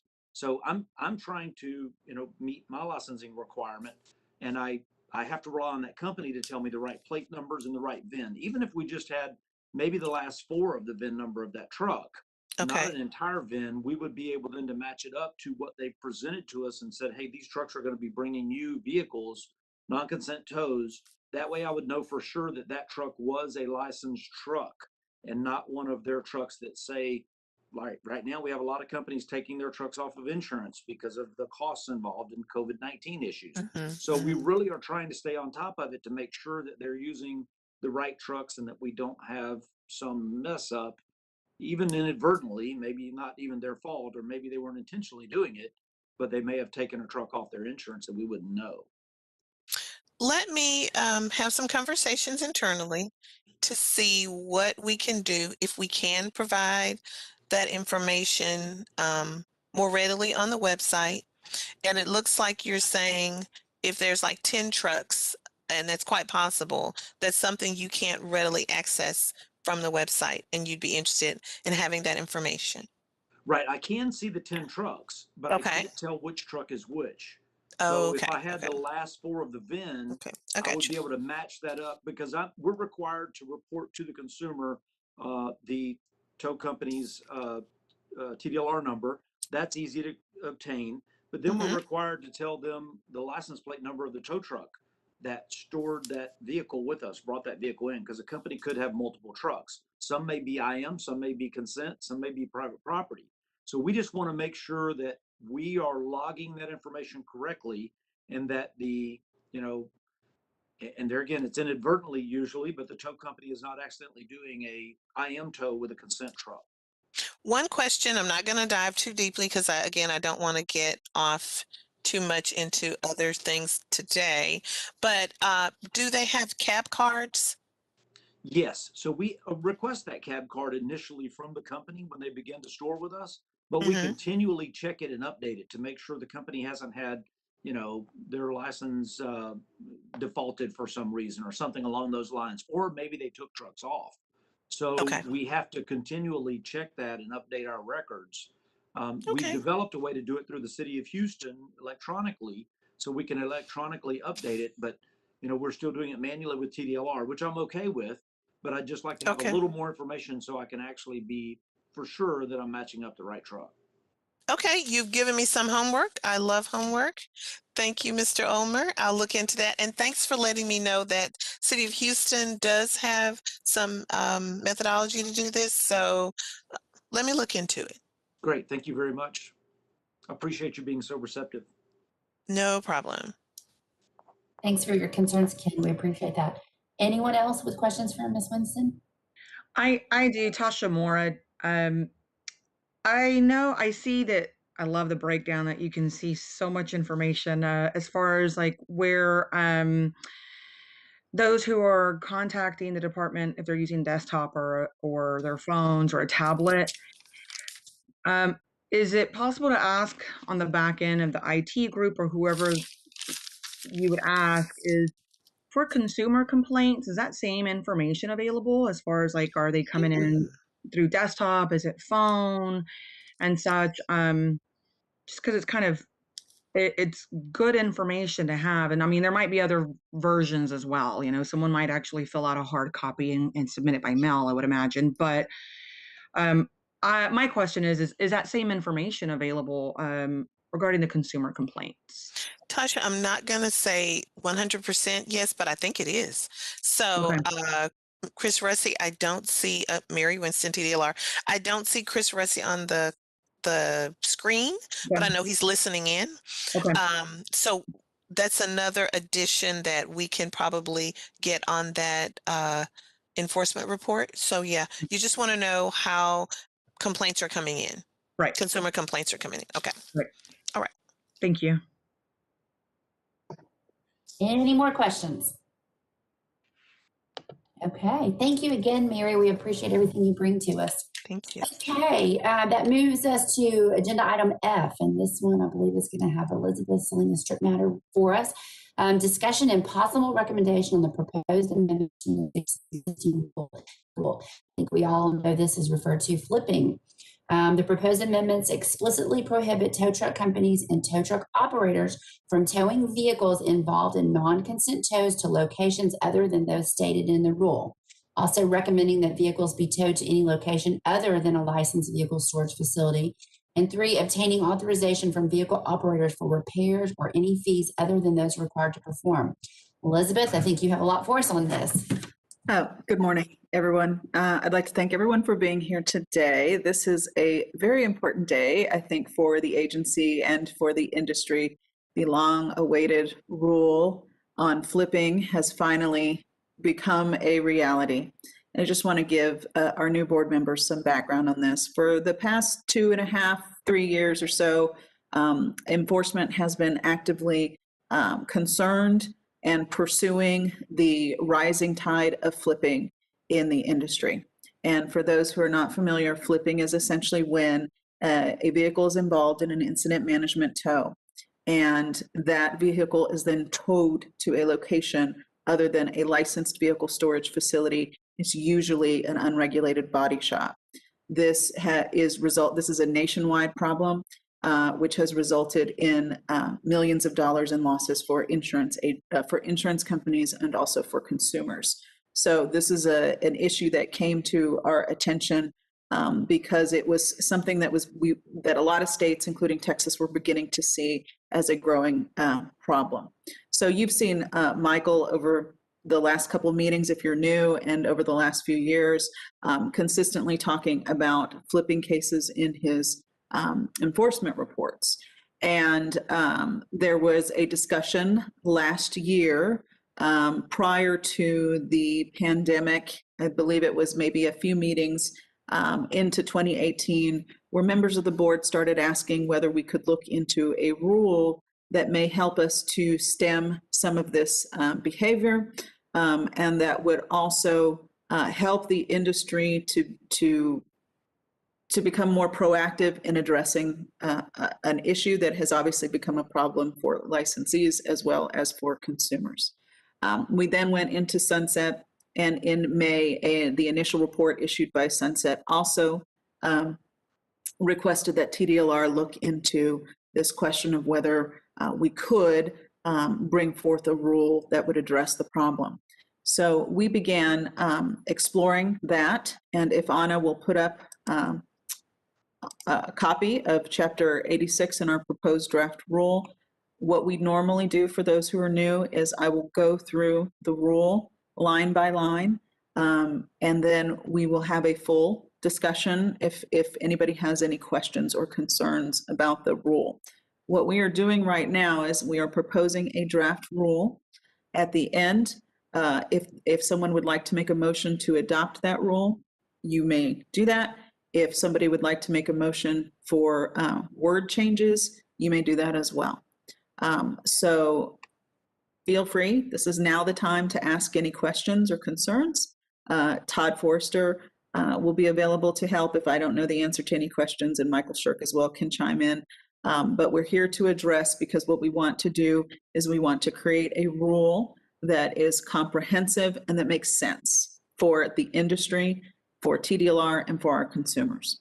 So in looking at where we could put a rule, the first question that we looked at was, do we actually need to draft a rule from scratch, or can we amend a current rule? So we decided that we could amend a current rule, and that is 86-700, which is the responsibilities of tow truck permit holders, storage of towed vehicles. One of the things that we wanted to address from the very beginning, if you have been listening to Michael over the past couple of meetings in his reports, he talks quite a lot about not only flipping being an issue in and of itself, but also the issue of tow truck operators and tow truck companies, permit holders, being able to, having a rule that addresses both, so that we can have a robust and a full rule that is applicable to all tow license holders. So one of the things that we did here is that we expanded this rule to be applicable not just to tow truck permit holders, but also to tow truck operators. So we encompass the full licensee population. So what we did here is we have struck the original A. You'll see that down below on the 4th paragraph. That is anything in strike through is original language. Anything that you see underlined is new language. So what we did was we took A, we struck through it completely, and we rewrote it. And this is how we rewrote it. A towing company or tow operator that performs an incident management or non-consent tow may only tow the vehicle to one of the following locations. Now, if you notice, we have made sure that this rule addresses not just incident management, but also non-consent tows, because we wanted to make sure, again, that we are reaching the full possibilities of who this is applicable to and when it is applicable to. If we're going to go in and amend a rule, if we're going to go in and clarify a rule, we want to make sure that we are clarifying it to as wide of an expanse as we can possibly do it. So that is why we wrote this first line the first way, to make sure that everyone is on the same page, that an incident management tow is a form of non-consent tow, but we are talking about both incident management tow specifically and non-consent tows as a whole.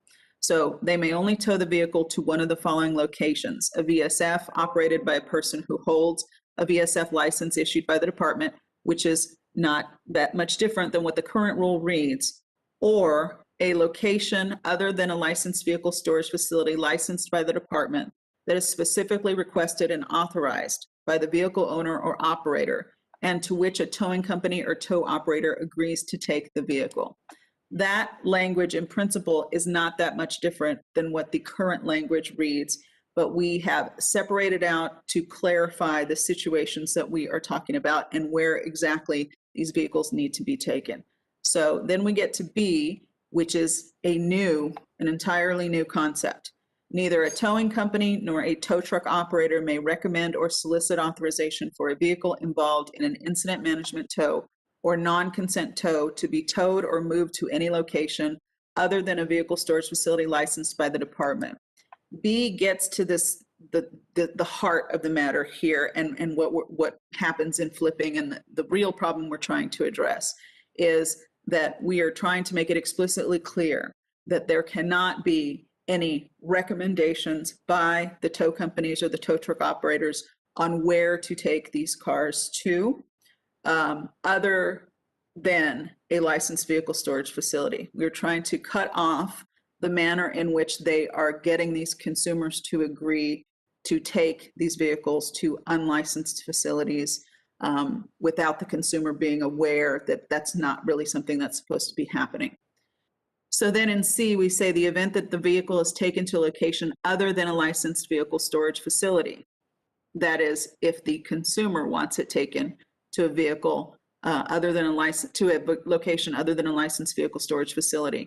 The authorization for the tow must not include authorization for repairs of any services other than those necessary to perform the tow.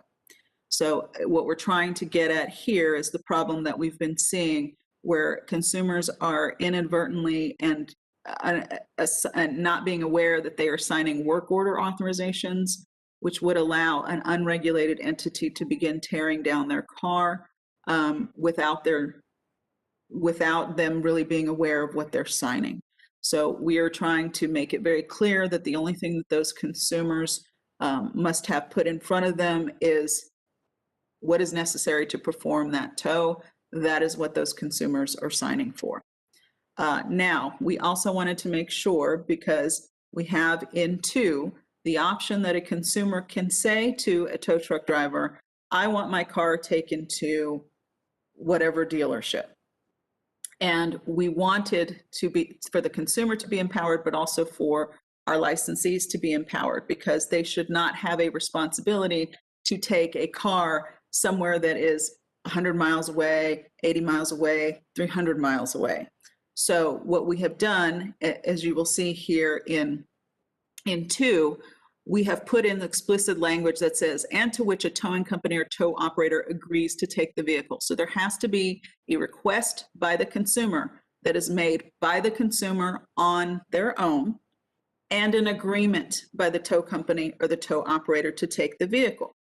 And so D kind of wraps this all up in a bow and says a towing company or tow truck operator may decline to take a vehicle to a location specifically requested and authorized by the vehicle owner or operator. We want to empower our folks to be able to say, I can't do that. That's not realistic for me to do, or simply, I just don't want to do that.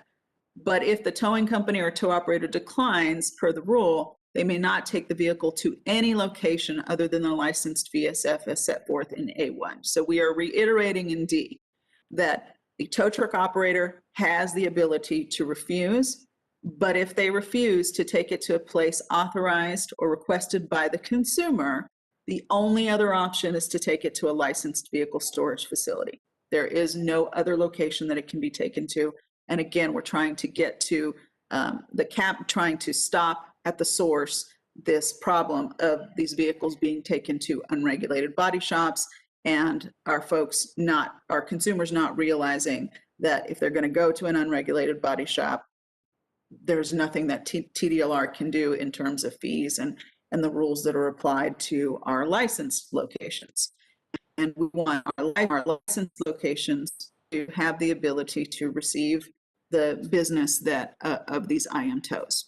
So that is how we structured this rule, by basically rewriting it, reimagining it, and giving it a balance between consumer awareness and consumer protection, and licensee awareness and licensee protection.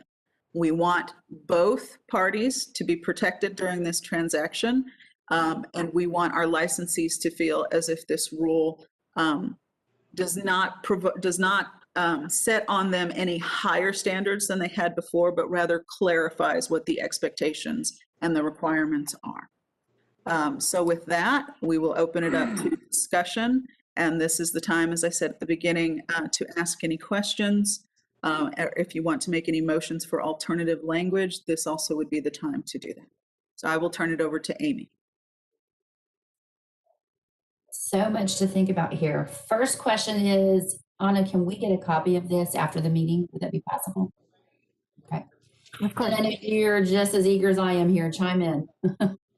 Yeah, I am. I have, first of all, thank you for making this effort. This is something that, as my position in the chairman of the automotive board, I've been working on for a very long time.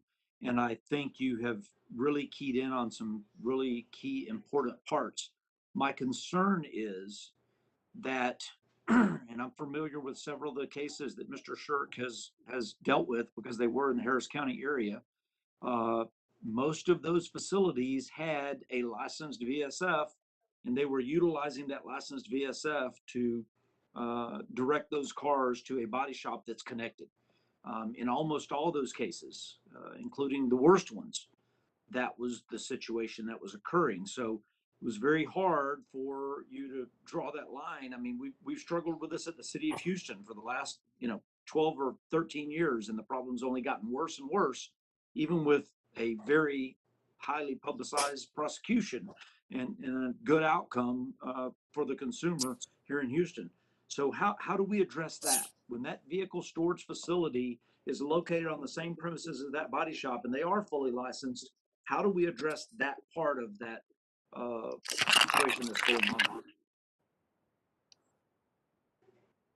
I just saw Michael pop up. I think he might want to address this. Mr. Olmer, that is a very significant problem. It's a separate set of regulations if the board wants to take it up with respect to vehicle storage facilities.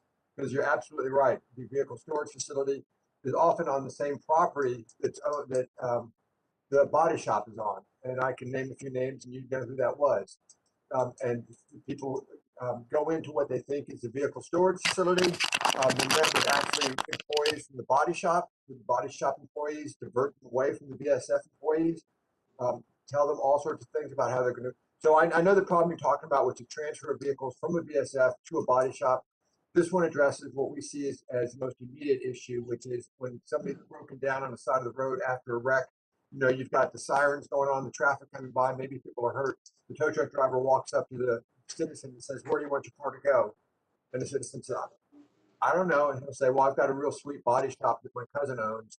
So this is definitely a first step. I agree with you that if that problem needs to be addressed by further regulations, I encourage you to keep that fire burning, because transfer from VSFs to body shops is, and then the problem with that then is they have the VSF 11, which is oftentimes fraudulently notarized to create a very clean paper trail. Once again, showing that the consumer knew what they were doing under circumstances not nearly as traumatic as the circumstances at an accident scene.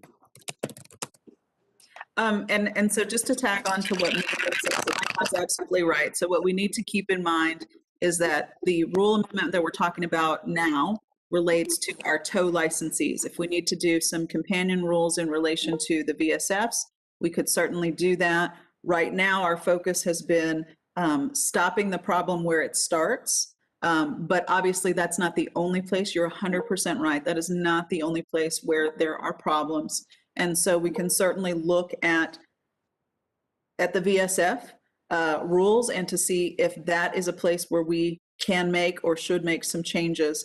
But because the board asked us to focus on this group of licensees and also Sunday asked us to focus on that, that is what we focused on first as our first step. So keep in mind that when we pass a rule, that's not the be all end all of it all. If there does need to be some examination of where else in the companion licensee area, such as the VSFs, where else rules need to be made, we can certainly do that. This rule doesn't cut off that, but right now we are confining our focus to the tow licensee base. And if we need to expand that to the VSF base, we can do that later in a different rule. Okay, so Elizabeth, just to make sure, and there again, I commend you guys for tackling this because it is a very, very tough issue. A big part of the problem, as you know, body shops are not regulated. So, yes, you know, that is in itself part of the problem.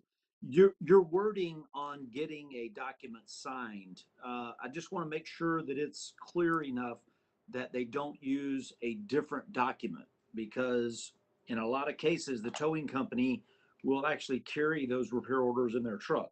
So is that language clear enough to make sure they don't use a different document, not the actual towing document, to do that authorization? The wording was just, there again, it's not on the screen anymore, but as I read it, I immediately thought, are we leaving a loophole there? Let's go back and look at that rule. If Anna can put that back up, but I can read it to you. That would be the new C in the amended rule, and the new C would say, in the event the vehicle is taken to a location other than a licensed vehicle storage facility, the authorization for the tow may not include authorization for repairs or any other services other than those necessary to perform the tow. I don't think that we have left a loophole, but if you all do, you are certainly welcome to propose some alternative or additional language if you feel like that needs to be clarified. So my problem is it says the tow must not include authorization for repairs. So they would have a tow ticket that didn't include authorization for any other repairs. Sure. In our previous language, it said they could not get, I don't remember exactly the wording, but it basically prohibited them from authorizing anything else. That's right. With that tow. That's right. So if you wanted to make a motion, we could clarify that wording to change it to the tow ticket must not include authorization for repairs or any other services other than those necessary to perform the tow. If you think, and I think that you're probably right, that the addition of the word ticket, the tow ticket, makes it clear what document we're talking about. I think that would be a reasonable addition to make, but you would have to propose that. I actually think the wording needs to go a little further and say that the tow truck operator may not obtain authorization in any form, meaning they can't have a repair order in their truck for a body shop that's not related to their towing company, or that's the claim, and get those repairs signed at the scene. Because then clearly in a complaint, when the consumer said, oh, the tow truck operator gave me a form right there in the tow truck and said, sign right here and they'll take care of it. That's my concern, is that the tow truck company is going to look at that, especially if we put the word ticket, and say, well, my tow ticket doesn't contain any of those things. But this other form that the body shop gave me and told me they would pay me a reward if I got it signed. We actually have a towing company right now, and I have a consumer just here recently where the consumer was taken to the body shop and the towing company is paid a reward for bringing the consumer to the body shop with them to get all these papers signed away from the tow truck. So they've already seen this loophole and they're already attempting to cover it. Yes, and we're aware of the bounty situation. Michael has talked about that, I think, extensively when he's presented. I see he popped up and unmuted himself, so I think he might want to make a comment. Okay.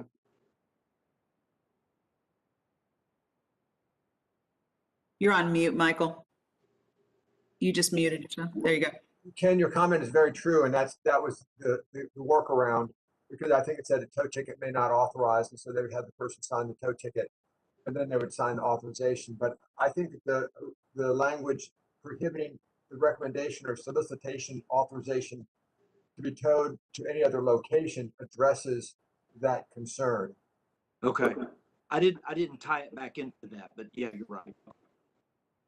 Okay, good. Now, if you want it, so Michael's absolutely right. He makes a good point. This rule has to be read in harmony. The parts have to be read in harmony with each other, because enforcement and TDLR will look at the totality of the rule, right? And so do our licensees. So even though C may not directly address what you're saying, D does. And so when you read them in harmony, I don't think there's any loophole. But again, you may want to add ticket behind tow to clarify that it is the tow ticket that we're talking about, and then B loops up to make sure that we aren't getting any other documentation signed, which would cause other things to happen, like a transfer over to an unregulated body shop. Would it be possible in C to refer back to the section that Michael is referring to? Possibly to say, I mean, because this is what's going to happen. They're going to specifically read that. And I've even seen agencies who regulate us do the same thing. They're going to refer specifically to C and go, well, it was a different paper, so he's okay. I don't know that we need a citation to B in C. We may need an and rather than that. So if we were to put the word and in after B, it would read, neither a towing company nor a tow operator may recommend or solicit authorization for a vehicle involved in an incident management or non-consent tow to be towed or moved to any location other than a vehicle storage facility licensed by the department. And in the event the vehicle is taken to a location other than a licensed vehicle storage facility, the authorization for the tow ticket must not include authorization for repairs or any services other than those necessary to perform the consent tow. That way it is clear that B and C are connected and are to be read in harmony. Elizabeth, that does exactly what I wanted you to do. Okay, Exactly. we can do that. No problem. And I will make the motion to include the word ticket after tow in C. And we would also need a motion well, I think we could do a motion at the very, I don't know how Amy wants to do it. If she wants to go through and see if anybody else has any suggestions on language and do it all at once, or if she wants to do it piece by piece. How would you like to do it, Amy? Yeah, I'm sorry. I think we go through the rest of the discussion, because I know I have something to add and there may be others out there, so. Okay, that's fine. Okay, Ken, are you good? You got more? Yes, no, I'm good. Okay, my concern is going to the tow truck operator towards the bottom may decline to take it to their request, or tow operator may decline to take the vehicle to a location specifically requested. I know this whole flipping process is about the bounties that are being paid to the collision centers. I'm very well attuned to all of this. My concern is if the tow truck operator or the company has the right to refuse to take it where they want to go, this to me is a stall tactic. They are going to take it to the licensed VSF. they're still going to solicit to the collision center, and they're still going to get a bounty on this. So I agree, this is a great start, and we have to start somewhere. Is this wording hopefully going to open up get some attention, get their eyes open, and then see where it goes? And I don't know, James Spears may want to add on this, but I still think it's going to solicit. Even like Ken brought up the repair order that they carry in their truck. I mean, I still see that as a piece. It's just going to go to the storage lot first. I've heard the complaints here around us from people that they're going to the storage facility just so they get that transfer tow, and then they're going to the collision center that they want to take it to. So I know we got to start somewhere, and pardon me for rambling, but I did Right. thoughts. And again, we need to, and I understand 100% what you're saying, and I agree with it. But this rule is about our tow licensees. If we want to do something with regards to what is happening at the VSFs, we would do it in a VSF rule. This is just step one in us addressing flipping. I understand, and it's a great start. Okay, board members, anybody else have anything to input? This is Charlie Rash. I like the rule, but again, we need to add the VSF to the agenda so we can deal with this on their end, because it's just going to continue when you give the option of refusing to go in to take the car to their location. You're just open. It's wide open for fraud still. Sure, and something that we also need to keep in mind is that this rule, it's not necessarily the end of the road. I was a little remiss when I went through sort of the process. What happens here is this is step one in the rule process. If you decide to make some changes today and decide to authorize publication, we go to a 30-day public comment period. And that is an excellent place for board members and for other members of the industry to go in and get to make some comments similar to those that you're making, and also any different ones if they have them. What we do is we gather all of those comments up, we bring them back to the board, we inform the board of what those comments were, and we decide at that point if it's ready to go to the commission. So the discussion about going over to the VSF side of the rules will continue as this rule process goes on. So rest assured that we will not forget it. It'll not kind of get slipped under the rug. We're well aware, and you all have made great points today, that we cannot stop here, that it's not just a problem on this side of the tow VSF industry, it's a problem on both sides of the tow VSF industry. And so we certainly will take all of those comments and look at those comments. And the other thing to remember too is once we get those comments in, if those comments reflect some additional changes that need to be made to the rules before it's sent on to the commission, that's when the board will decide whether they want to make those additional changes. So there is plenty of time for you all to look at the rule, and for the public to look at the rule, and for us to get a little bit of a step back to decide before we send it on to the commission, are we sure that it says exactly what we want it to say?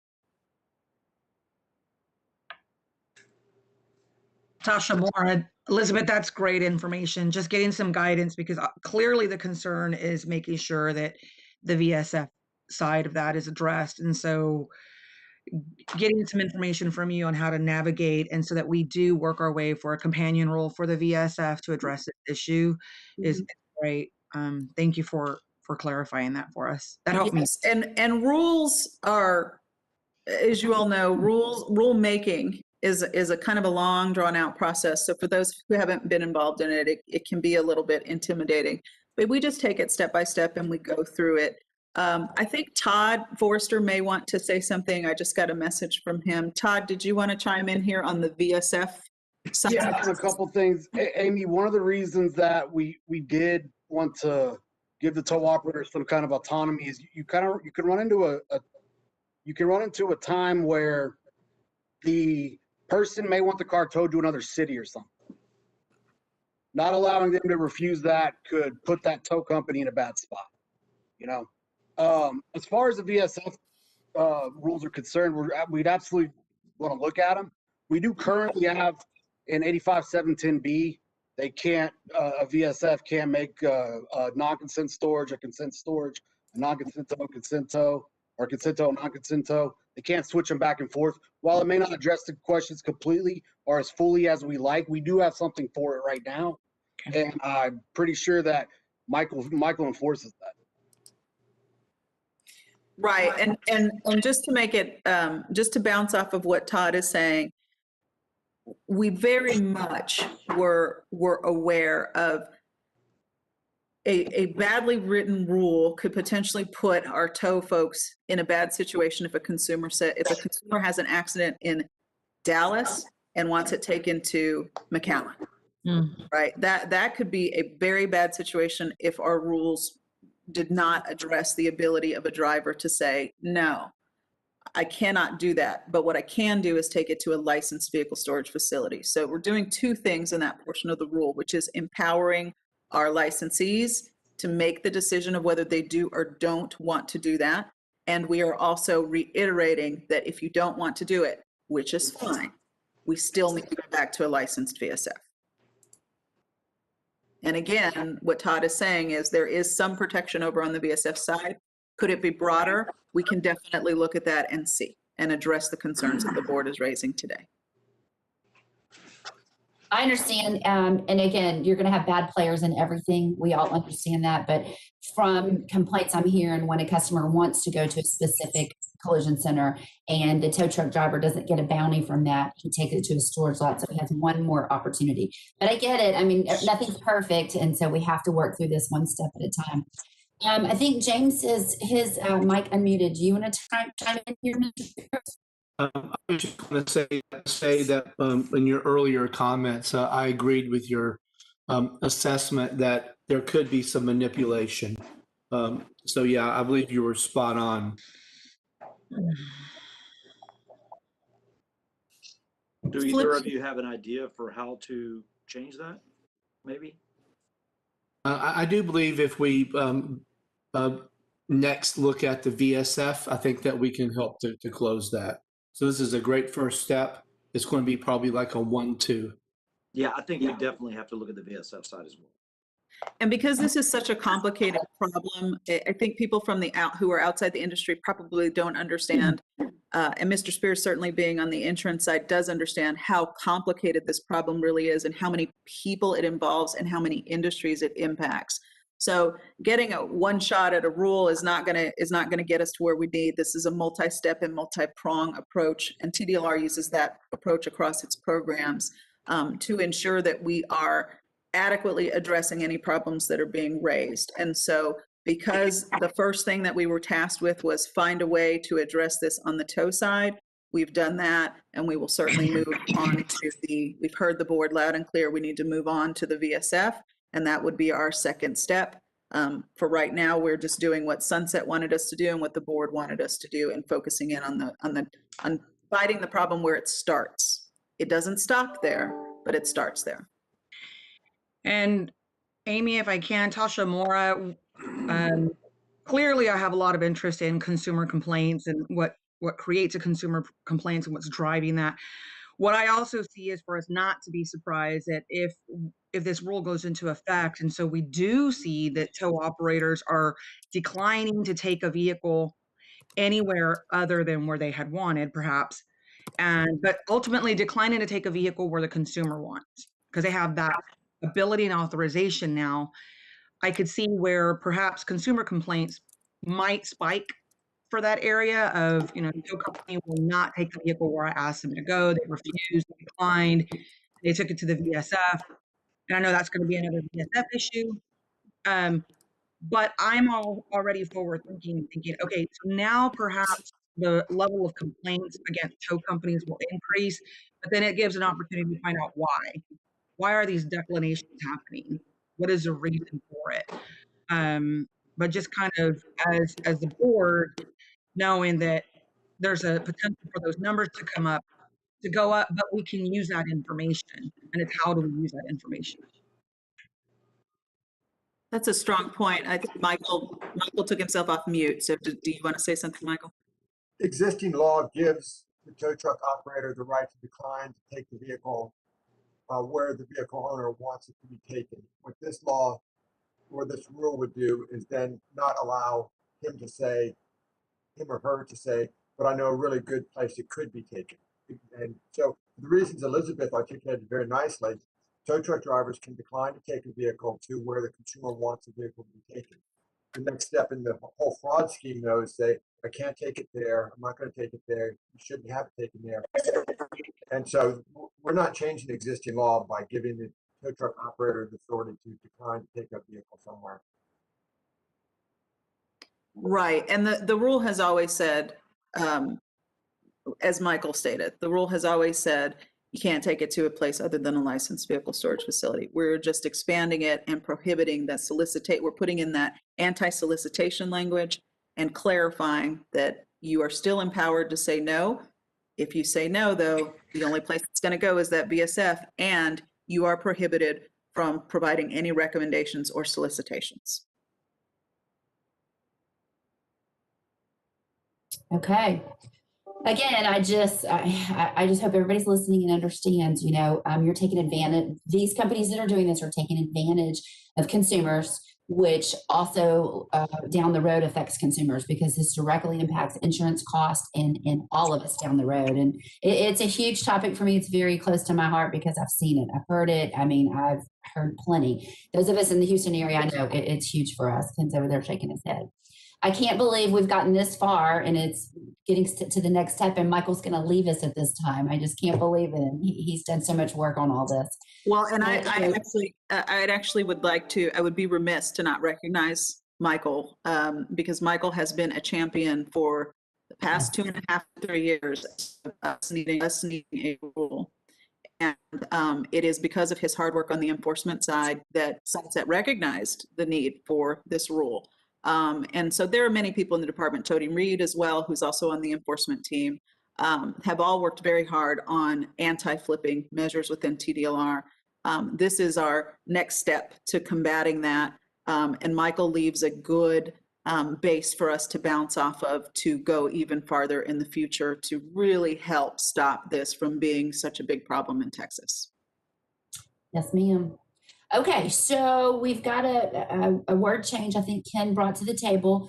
Do we want to move forward with that with a motion in a second, or do we feel as a board that we need more discussion? I mean, it sounds to me like we need to go a second step with a VSF rule. I think this one's pretty tight, maybe with the word changing, unless there's other comments. I make a motion to accept this with the word changes that we've discussed. And then to move forward with the looking at VSF at a later date, or does that need to be two separate motions? That would probably need to be two separate motions. I'll defer to Mary on that. But let's just be clear on what language changes you're proposing, so everybody's on the same page. On B, we would put the word and in C, we would clarify in the second line, the tow ticket must not include authorization. Those are the two words that you would like added. Right. So are we going to take C out and make B all that? Or are we going to leave C in there and just put the word and? That's right. The structure would stay the same. We would add the word and the word ticket. We would add the word and to the end of B and the word ticket to C, to the second line of C. Okay. That's my motion. All right. I, Tasha Mora, second that motion. Okay. So I'm sorry. Can we get a clarification? Are you moving to publish the rule with amendments as discussed? Mr. Yes. Olmert? Yes. Okay, can you say that for the record, please? I am moving to publish the rule with the changes we discussed. Tasha? And I, Tasha Mora, second that motion. Okay, we have a motion and we have a second. Do we have any more discussion from the board? Okay, motion carries. Ma'am, we need to do a roll call vote.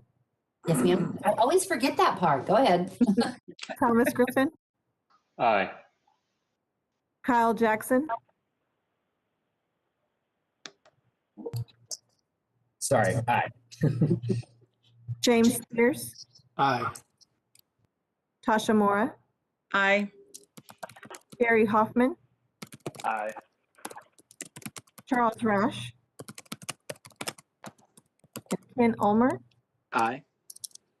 And Presiding Officer Amy Milstead. Aye. Motion passes, ma'am. Yay. Okay. Finally. Thank you. And so Elizabeth, are you still with us? Do we just bring up the VSF rule when it comes to new agenda items? You're on mute. Sorry. Yes, that would be the appropriate place to do that. Perfect. Okay. I've got it in my notes. Okay. So that brings us to agenda item G. We are all eager to hear from the Education and Examination Work Group. And I think Elizabeth has that topic. You're still on mute. Sorry. I'm sorry. I'm getting a lot of messages from people within TDLR who are very happy at this rule move to publish. Thank you to the board. Thank you to everyone in TDLR. There were a lot of people who worked on this, you guys. It was a brain trust challenge. And so we're very excited. We are anxious to see what the public comments are on that. And let's move on to our work group report. So the work group met on October 12th. There were 3 board members who were present. 1 was absent. And there were 5 TDLR staff, including myself, the Director of E&E, Ray Pizarro, and E&E staff, Lorraine Saroof, Angela Smith, and Cecilia Mojica. And so as we discussed at the last advisory board meeting, the work group in this particular work group is focusing on current CE requirements that are found in 16 Texas Administrative Code, section 86.250, which is titled License Requirements, Towing Operator Continuing Education. And this work group is tasked with looking at and determining whether changes to the current requirements are necessary. And if changes are necessary, we will look at whether a rule amendment is required. Depending on what the changes are, we may have to go to a rule amendment. So the group reviewed our current CE offerings and the requirements of the rule.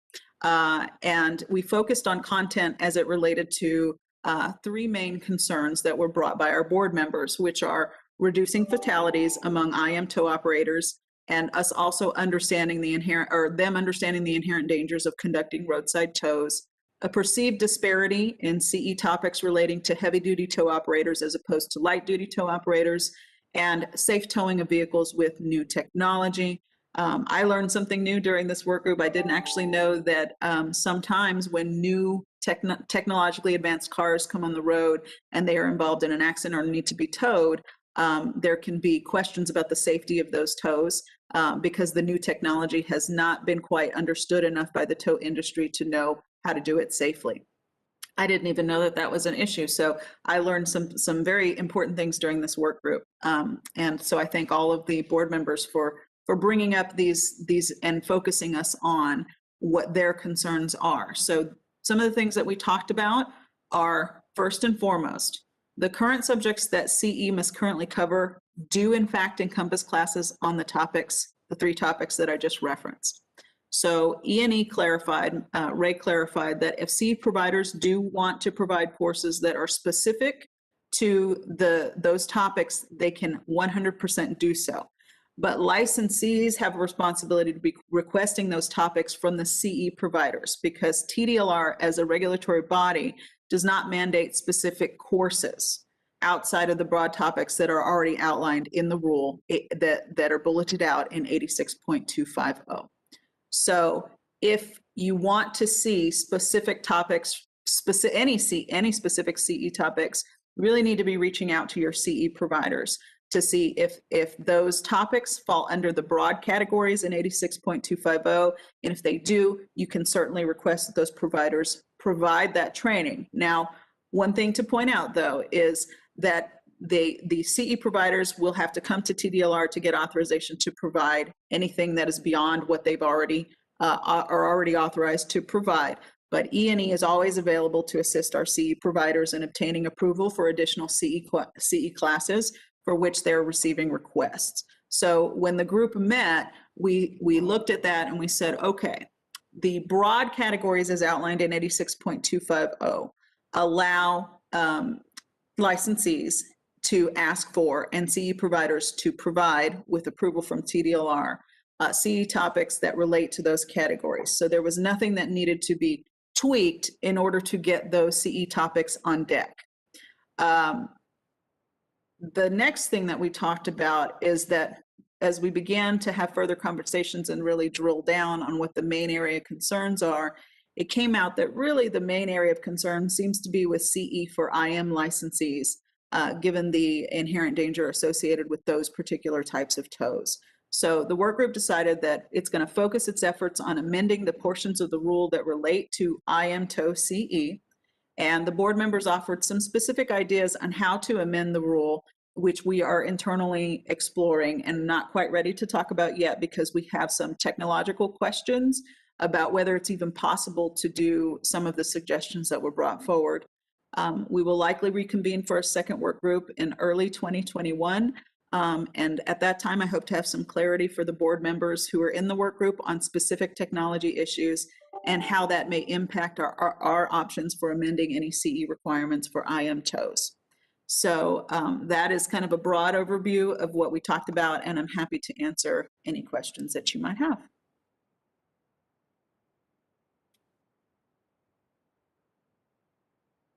Any questions? That is a lot to take in, and I appreciate the work groups helping that and bringing everything to the table.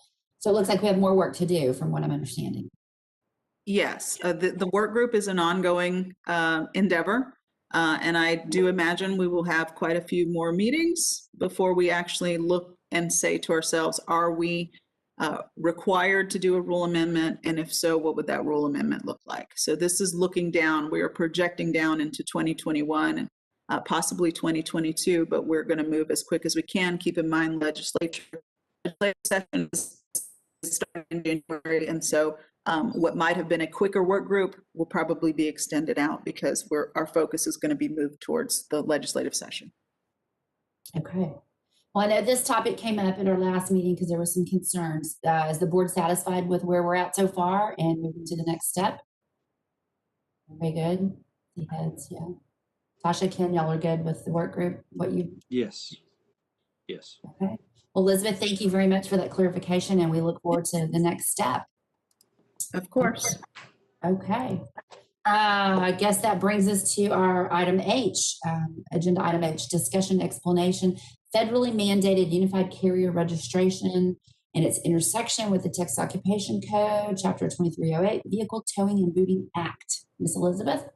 Yes, so I'm not going to spend a lot of time laboriously explaining a federal mandate because this particular mandate is very lengthy.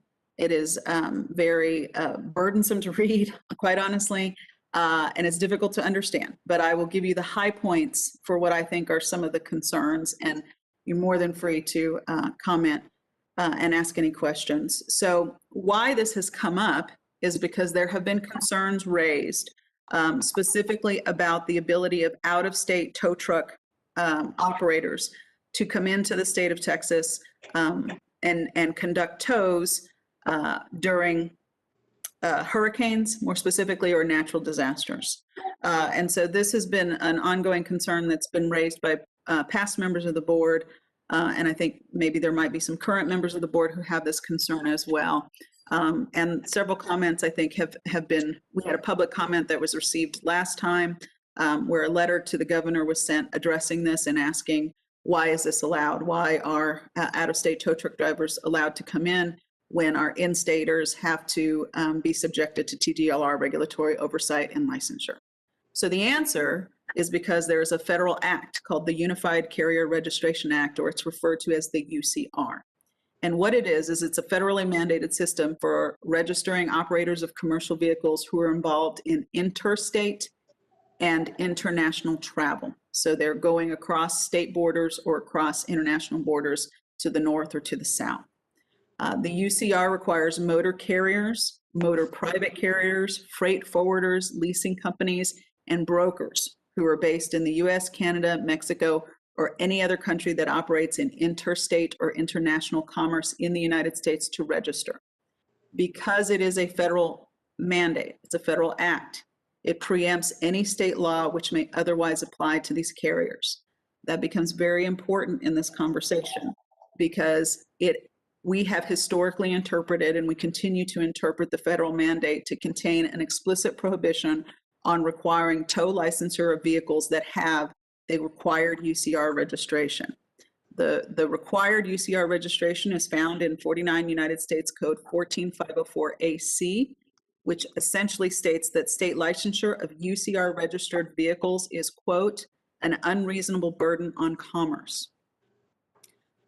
For those who might be familiar with the concept of interstate commerce and the Interstate Commerce Clause, which is covered in the Constitution, that is what it's referred to.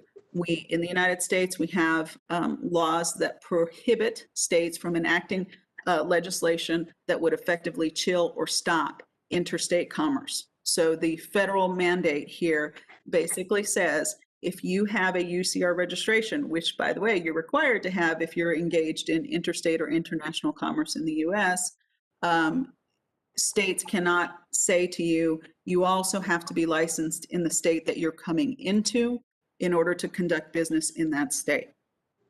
So in addition to that, 49 USC 14506C also includes a prohibition against state requirements on interstate motor carriers, motor private carriers of property, freight forwarders, or leasing companies to display any credentials in or on a commercial motor vehicle. So what that means is that when a vehicle has a UCR registration, they don't have to have any markings, they don't have to have any decals. And in fact, we researched this a couple of months ago, and DMV actually has a section on their website that says the folks that have that designation don't have to carry any identification which denotes that registration when they're in the state of Texas.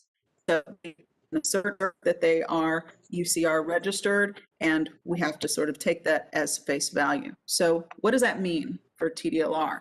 Well, as I said earlier, this act is a federal law which preempts state law. So the state does not have any authority to pass a statute or rules that would require out-of-state trucks to be licensed here in Texas in order to come within our borders and to conduct business. So per the federal mandate, if a tow truck with a UCR registration enters the state to do business, which would include towing cars for any reason, either within Texas or from Texas to another state, they are exempt from licensure requirements that are applied to tow trucks who only conduct intrastate business.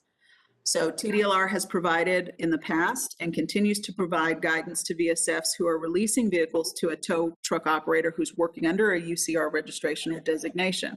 And what we have advised in the past is what we will continue to advise, which is the requirements for release of vehicles under 16 Texas Administrative Code 85710 are the same for tow trucks licensed under TDLR as they are for tow trucks operating under a UCR registration. So if a tow truck operator presents payment of all fees, a valid identification, which can be either a Texas driver's license or other state or federally issued photo identification, and an instrument of release, the VSF is required to release that vehicle. Now, we've had people say, well, how do we know that this is on the up and up and this is legit and they have the ability to do this?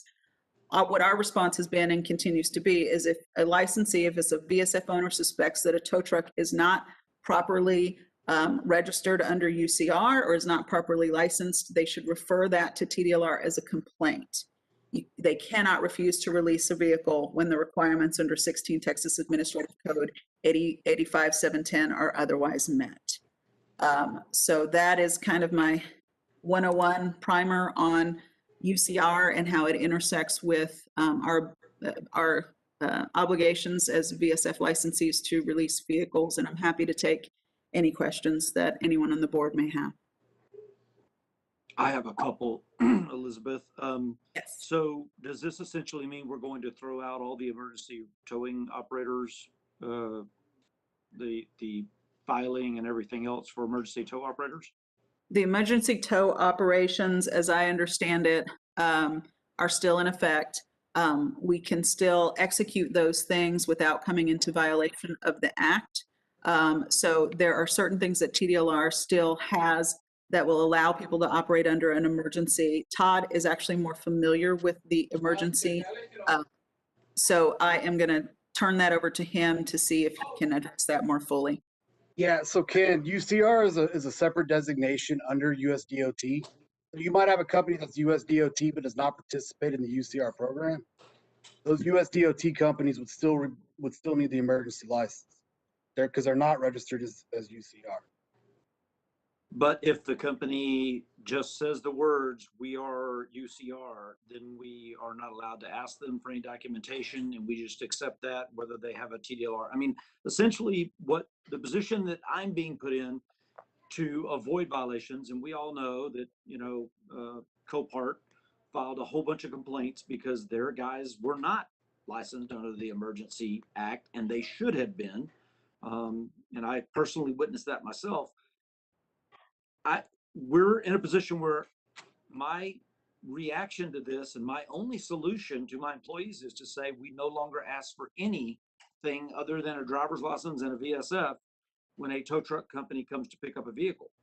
I mean, that is really the only action that we can take at this point in time and be compliant, because the way I'm understanding it, we are, if they just say the word UCR, and how would I prove they did or did not say that? So if they claim they did after they leave because somebody coaches them and says, "Oh, you should have said you were UCR," then I'm going to have a complaint. So, well, right, but Ken, you're also going to have an instrument of release.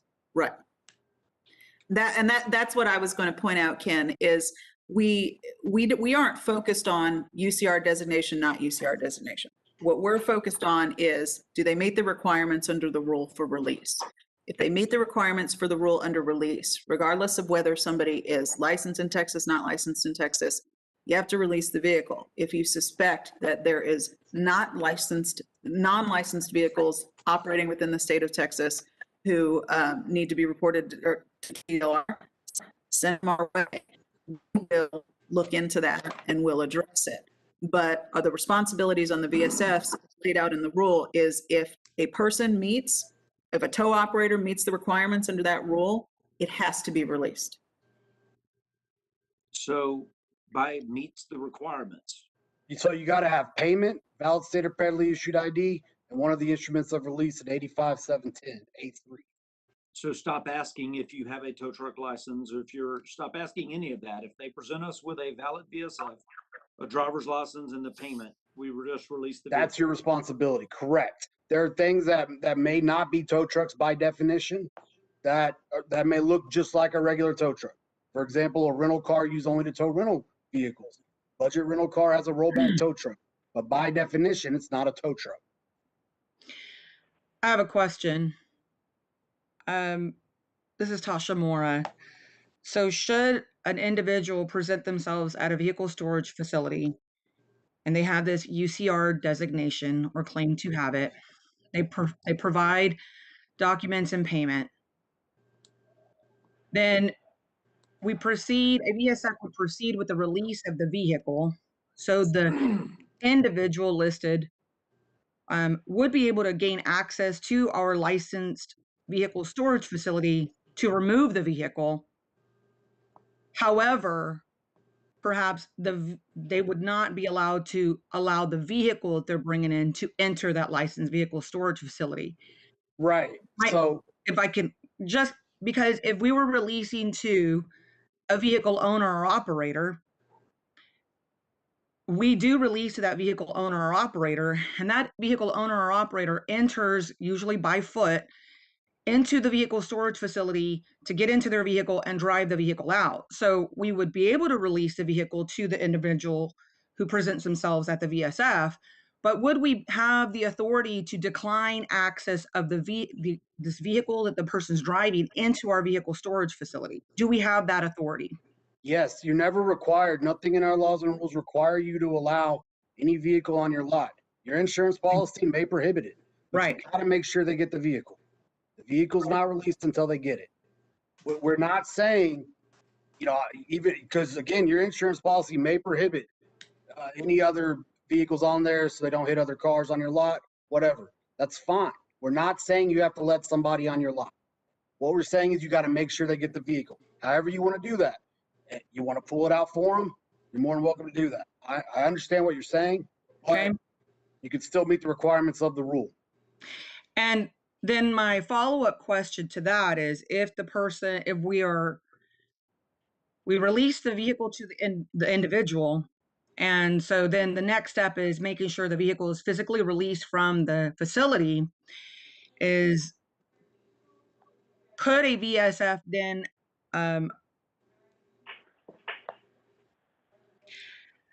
allow another licensed tow company to come in and remove the vehicle? If they want to hire a secondary licensed tow company to come into our vehicle storage facility to remove the vehicle for them, then that's their choice. Right. So like if I come to get a car off your lot and I hire a different towing company. Right. I'm allowed to do that. And you're allowed to let that person on your lot. As long as they're licensed. You don't have to, but you got to make sure they get the vehicle. Again, Right. you have to make sure they get the vehicle. Right. Because my concern is, of course, allowing anyone without proper credentials into our licensed facilities that they cause damage to other vehicles that we have stored. Right. Is making sure there's the credentials there to be able to track that down and hold that company accountable, you know? I understand.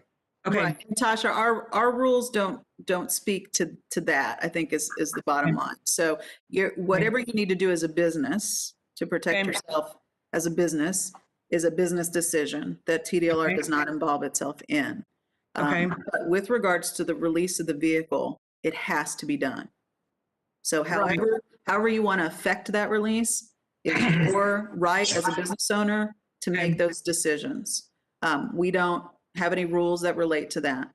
What our point is, again, is that if they meet the standards, the requirements under the rule for release of the vehicle, regardless of whether they're UCR, not UCR, licensed, not licensed, because let's be honest, we have people here in Texas who are not licensed and they're picking up vehicles at VSFs, and our folks have to know that. And what we are focused on is the rules that say if these things, then the release must occur. Understood.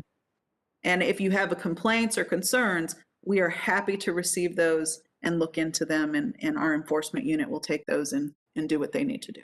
Understood. Okay. And let me just say, if I could just say something, Elizabeth, and I don't get me wrong, because I have all the respect in the world for Todd Forrester. He does a lot for this industry, but I dislike his wording on we must make sure they get the vehicle, because we currently have lots of situations where an owner comes in here and goes, oh, I didn't know my car didn't have 4 tires and wheels because it was stolen. And we go, well, I'm sorry, but that's the way it is. And they go, well, what do you want me to do? And we tell them, well, I guess you got to call a towing company. I mean, we don't do anything with that. So they may have released it, paid the fees, and then not be able to get it. But how would we make sure that they're able to get that? Because I'm not going to put tires and wheels on it for them. It's sitting on the ground. So I leave it in their ballpark. I go, hey, you've got to make some arrangements to do that. And I will tell you, 25, 29 times last year, maybe 30, because we keep track of it. People didn't even pick up that car after that fact. They said, you know what, it's not worth it, or I'm not going to get it. And we had to then deal with that car and put it through our auction process in the city of Houston, even though it had been paid for, and they just decided they didn't want it after they saw it, or whatever the case may be. So that is where you kind of get into a situation. And I just had one recently where somebody came in with a tow dolly and said, well, I can't get the car on the tow dolly. Well, I mean, I'm sorry. What do you want me to do? Right. I mean, I can't put it on there for you. So let me clarify, and I think there may be some misunderstanding possibly of what Todd said based on what your statement is. What we as an agency are saying is if those 3 instruments of release are presented, the vehicle has to be allowed to leave the lot. I'm distinguishing that from the situations that you're talking about where a consumer may come in and go, well, I can't do it. I can't because it doesn't have wheels. I can't because it doesn't fit on a tow dolly. That is completely different. You have given them the opportunity to remove it, and they have made a decision as a consumer not to remove it. So that is a different situation from what we're talking about with a tow operator coming in, presenting you with the things required under the rule, and you saying, okay, you can take it, right? Whatever they need to do to take it is whatever they need to do to take it. If they decide not to take it, you've still complied with the rule. You gave them an opportunity to take it. I think the problem comes in when they go, oh, okay, well, I'm just going to hook up a chain and I'm going to tow it. Things of that nature that occur. And they occur pretty frequently when people want to do that, regardless of how safe it is or how legal it is to tow it with a chain. And typically, most VSFs, us included, don't let them do that. I mean, we can't allow that vehicle to come in our VSF and, hit other cars, do whatever, because we're responsible for those cars. So, I mean, we're really getting into a catch-22 here. My second thought is, when did this UCR thing come up?